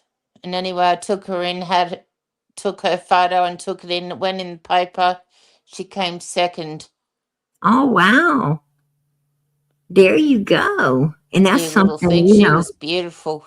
a a lot of people don't believe in, in putting your children into pageants and, stuff like that because of what happened to John Benet Ramsey. A I lot would of never do that. people, Never. people are turned against, their, but if that's something, if that was something that my child wanted to do, I would have definitely supported it. I would have supported. She'd pose for the camera, not like a little tart or anything, but she used to pose for the camera. She'd smile and Yeah, you entered her in a put her hands contest, up by her face and do. right? The contest you put her in was It like was a just Gerber local, baby contest where where the just a local one for cutest kid photography wins. posts. Yeah, uh, they have those, here in America. They have those, at like fairs and stuff like that. um harvest fest and things. They have it where like it's kind of like a little pageant type thing that girls can get into, and they usually have the younger ones, and then they have the teenagers, and then the the um the young adult. um Yep. they have like three different classes that you can enter the kids in. And then they get to, whoever wins gets to do, like, they get to do a hayride during the fest. I've And they never heard get, about hay rides. yeah, and then they get like usually a little gift for college or something like that, something to support their future. It's not much. It's just, a little something. And I think there's nothing wrong with that. My daughter's beautiful, but she wasn't ever interested in anything like that. She did like to take dance classes, and she did like to take, she wanted to learn to play the guitar and the piano, and I supported that. I put her through lessons. Um, I have two of my sons. One, they wanted to take guitar lessons. One of them continued, practicing and stuff. The other one kind of just, after a while, put it down, and that was okay with me. And like, like Mr. Fix It, right now he's wanting to talk about college because, the other kids are already there and going through it. And my daughter's getting ready to start in it. College would be fun. And well, We don't have that out here. he doesn't really want to do it. And I'm not going to, I'm not going to push him to do it. If he, whatever he wants to do, I'm going to stand with him and I'm going to stand behind him and I'm going to be proud. I'm going to be proud of him no matter what, and that's mainly what I want him to know. Is no matter what he does, I'm going to be right there and helping him, all the way through it. And whether he succeeds or not, it doesn't matter. If he doesn't succeed at one thing, try again. Yep. Keep Maddie trying went until you do. Maddie went to a modelling school when she was 17, and they said to her, "You've got the looks, but you're too short." And I said to them, "How dare you speak to her like that? Oh, wow. Yeah, how dare him, Not tall enough. How right? dare they speak to..." I said, "How dare you speak to my daughter like that?" I would have told him, I took her by the hand I and would, said, "You don't need to do this crap anyway." I would have told him, don't worry, this can be fixed. We just need one of those. We just need, Mr. Fix-It could have fixed her high heels. well, all we needed, either we needed a couple strong men, one grab her feet and one grab her arms and stretch, or one of those things. Right? One of those things that kind of stretch her and you know and it'll all be good. She ended up doing hairdressing, Right? so that's good. I've got a little hairdresser in the family. She dyes my hair for me every now and then, does foils. I'm going to tell you something. That is true. That is true. Having someone that knows how to fix hair and everything is a blessing. It is a blessing, especially during weddings and special occasions, right? PG, she went to work one It's a day. big money saver. She went to work one day and she had the most beautiful long Cornish coloured blonde hair, the golden blonde. Mm-hmm. And it was really long. And anyway, her boss put blue hair dye through her hair, a blue rinse, and made her look like a Smurf. Oh, So when she came home, I went, "What the hell have you done to your hair?" And she said, you're "Oh, kidding. the lady said it'll wash out." And I said, "No." I said, "Your hair's damaged now." So I had to grab the tomato sauce. I don't know if you've heard about it, but if you put tomato sauce in blonde hair, if your hair goes green or blue, tomato sauce will take the colour out. So we put tomato sauce in her hair and left it in there for a good 2 hours, and it washed it all away. Thank God. She looked awful. Oh, you're kidding. No. And then the next day, her boss went off at her because I took the blue out of her hair. Oh my goodness. Yeah. They I said to the boss, I said, "Please don't touch my daughter's hair anymore." I said, "I dye her hair, no one else." Oh my goodness. Yeah. Wow. Wow. Yeah. Little Maddie. Thank goodness my daughter's hair has not ever been touched with dye. Ever. She's just got beautiful natural hair and just the most beautiful hair. And she hasn't, ever done anything um to taint it or anything like that. But That's good. she's got really, really beautiful hair. And I've just done my hair and put a heap of extensions in, made it really long, getting ready for the New Zealand trip.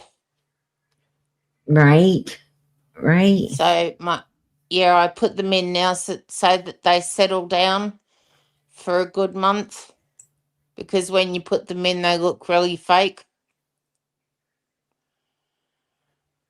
Wow. And it looks really good. Turned out really well.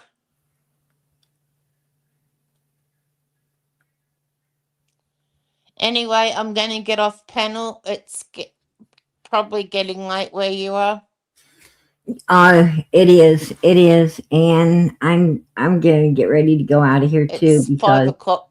It's only 5 p.m. here. yeah, I'm Dinner time. I'm sure little man is going to be staring around real soon, and I PG, can got you kick me off panel because I'm on an iPad and I oh don't know how to work it. okay, girl, I will do. I hate doing that to you. Love you, and I love Oh, you all. love you too, girlfriend. Good night. Bye. I love Australia. I hate kicking her. I hate giving her the boot. All right. You hate giving the people you love the boot. Anyway, PG's gonna head out of here for the night. We'll be back, God willing, God willing. And I always say willing because if he ain't willing, it ain't gonna happen. But God willing, we'll be back here tomorrow night. And I'll be able to share. I'll I'll start the beginning of what I'll have to, I'll start the beginning of some information, some new information that's going. Let me tell you, ladies, let me tell you, get ready for your hair. If your hair isn't curled, it will be. It will be by the time you get done hearing all of this. Trust me. You'll have to, you'll have to get your hair straightened after you hear this stuff. So hopefully we can start this lady's story tomorrow evening, and we can run it through. And at the end of it all, I'm going to have call-ins. At the end of all of it, I'm going to have call-ins um, for all of, because I really do believe at the end of all of this, you guys are going to want to say something. I think all of you are going to want to say something. So I'm going to open the phone line, and I'm going to give you guys an opportunity to call in and express. It's just going to be a way for you to express, to get, it's just an out for all of what you're going to end up taking in. So, and I think you're going to need that. Trust me. I need it. I need it right now. So we'll start tomorrow night. I don't know how long it's going to take to put everything out, because this lady, it just gets darker. It gets darker as it goes. So I don't know, how many days it's going to take to get all of this out. But at the end of it, I will open phone lines so that, so you guys can call in, express what you got to say. because I think you're going to need it. And, you know, I don't know what else to say, but I came in here tonight. I did what I came to do, what I was asked to do. I gave you the introduction. I let you know it's coming. And if she's okay with, me starting tomorrow night, then you guys better just hold on to your seats. Hold on to your seat, because this is some real stuff. And like I said, I ain't never, some of this stuff I ain't even heard stuff like this before, especially with law enforcement. I ain't heard stuff like this, but you guys are going to hear it too. And I hate to leave you. I hate to leave you because I got to go to bed with it, right? I got to take care of little man, and then I got to go to bed with this shit all by myself, and I don't want to.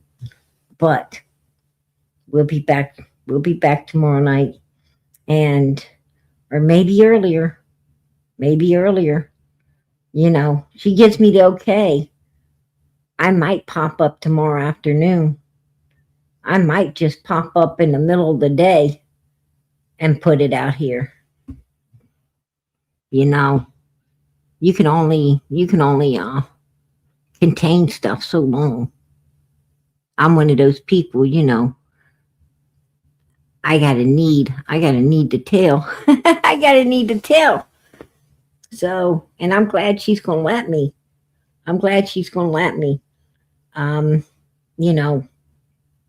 Because this ain't something you just want to hold. You want to hold within yourself.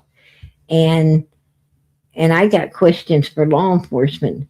I want to know why, why they didn't act on this, why they didn't act on what they were told. They should have acted. I don't understand it. But anyway, we're going to get started tomorrow night if it's okay with her. And I'm going to let you guys hear every last bit of it. I will not hold nothing back. Why no arrest? That's a good question. And I think you're going to still have that question. You're going to really, you got that question right now, but I think you're going to have that question even worse when you hear all of this. I really do. Honey, I've been asking why no arrest for damn near 5 years. But I really want to know the answer to that now. I really want to know. Right? And so will you. I mean, you think you got that feeling now? It wasn't nothing. It wasn't nothing compared to how I feel about it after hearing this. Just wait and see. And I think you're going to get the answer, Summer's Angel. At the end of this, I think you're going to understand why no arrest. That's the scary thing. I think you're going to understand it because I'm starting to understand it too. Just saying. Wait till you hear this. I mean, I don't hype things up. Matter of fact, I don't, what I've heard, I don't think I could hype it up enough. Right? I really don't believe I could hype it up enough.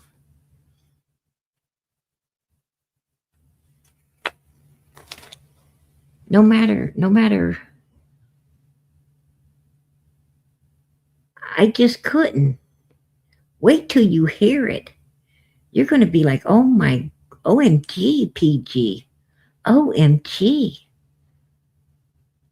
We thought you were, hyping us up for nothing. Honey, I'm not hyping it at all. Wait till you hear it. You're going to be like, oh, damn.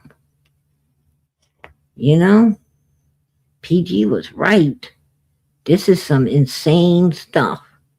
Insane. For real. All right, you guys. I'm getting out of here. And not before I asked you, please, please, send those prayers up for Summer Moon, Utah Wells. Send them up. From our lips to God's ears, through his son, Jesus Christ. Let us send the prayers up for this little girl. God knows she needs them. She needs our prayers. Our prayers is what's going to bring her home. Our prayers is what's going to get justice. Our prayers is what's going to get the answers we need for Summer Moon, Utah Wells. Nothing more, nothing less. It's going to be our prayers. So you keep them going up, because that's what Summer needs. More than anything in this world, she needs your prayers. And I'm not kidding you. I'm not joking at all. That baby needs your prayers. I haven't ever believed it more than I believe it right now, that baby needs your prayers. So send them up. I'm not playing. Send them up. Send them up for Michael Vaughn, Sebastian Rogers, Jack and Lily, Little Genesis. Send them up for Nancy. Send them up for all of these missing people. May God be with us. And send them up for this sweet lady that decided to come to our channel to put out all this information, this new information. We're just learning, we're just hearing. And trust me, this lady knows. She knows. And she's ready to share. So let's send the prayers up for her. May God be with us all. Good night, everybody. God bless and much love.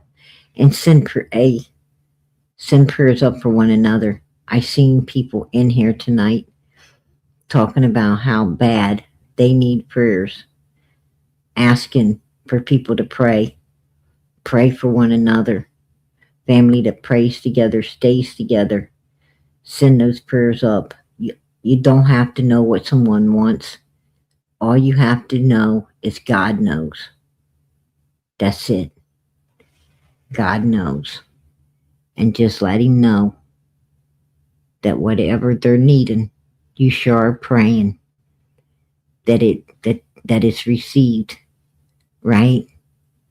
That it's received in the name of Jesus Christ. If it be fitting and righteous, that it be received. What I'm saying is, if somebody, is pissed off at us and praying, something bad, we don't want that answered. Right? We don't want that answered. But if somebody truly needing prayer, for illness or for a family, issue or something, they just want something to be right that's wrong, definitely we're going to pray for you. We're going to keep the prayers going up, and we're going to pray for you. Absolutely. So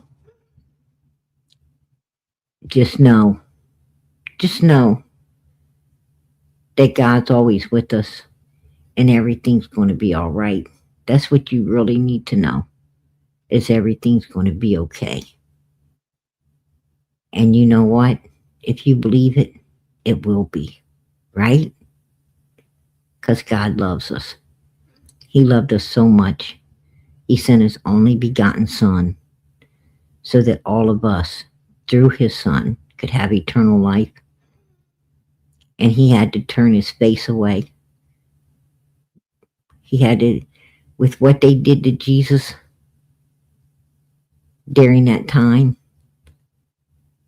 that he was dying on that cross for us. God had to literally turn his face away because he couldn't bear what he was seeing. He couldn't bear it. And he probably would have destroyed all of humanity had he not turned his face away until it was done. Right? So God loves you. He loves you a lot because he loved his son even more, probably. And he did all of that for you. So know that everything's going to be all right, you guys. Have faith. Have faith that God loves you and he's going to make it. He's going to make it okay. Good night. God bless. Much love.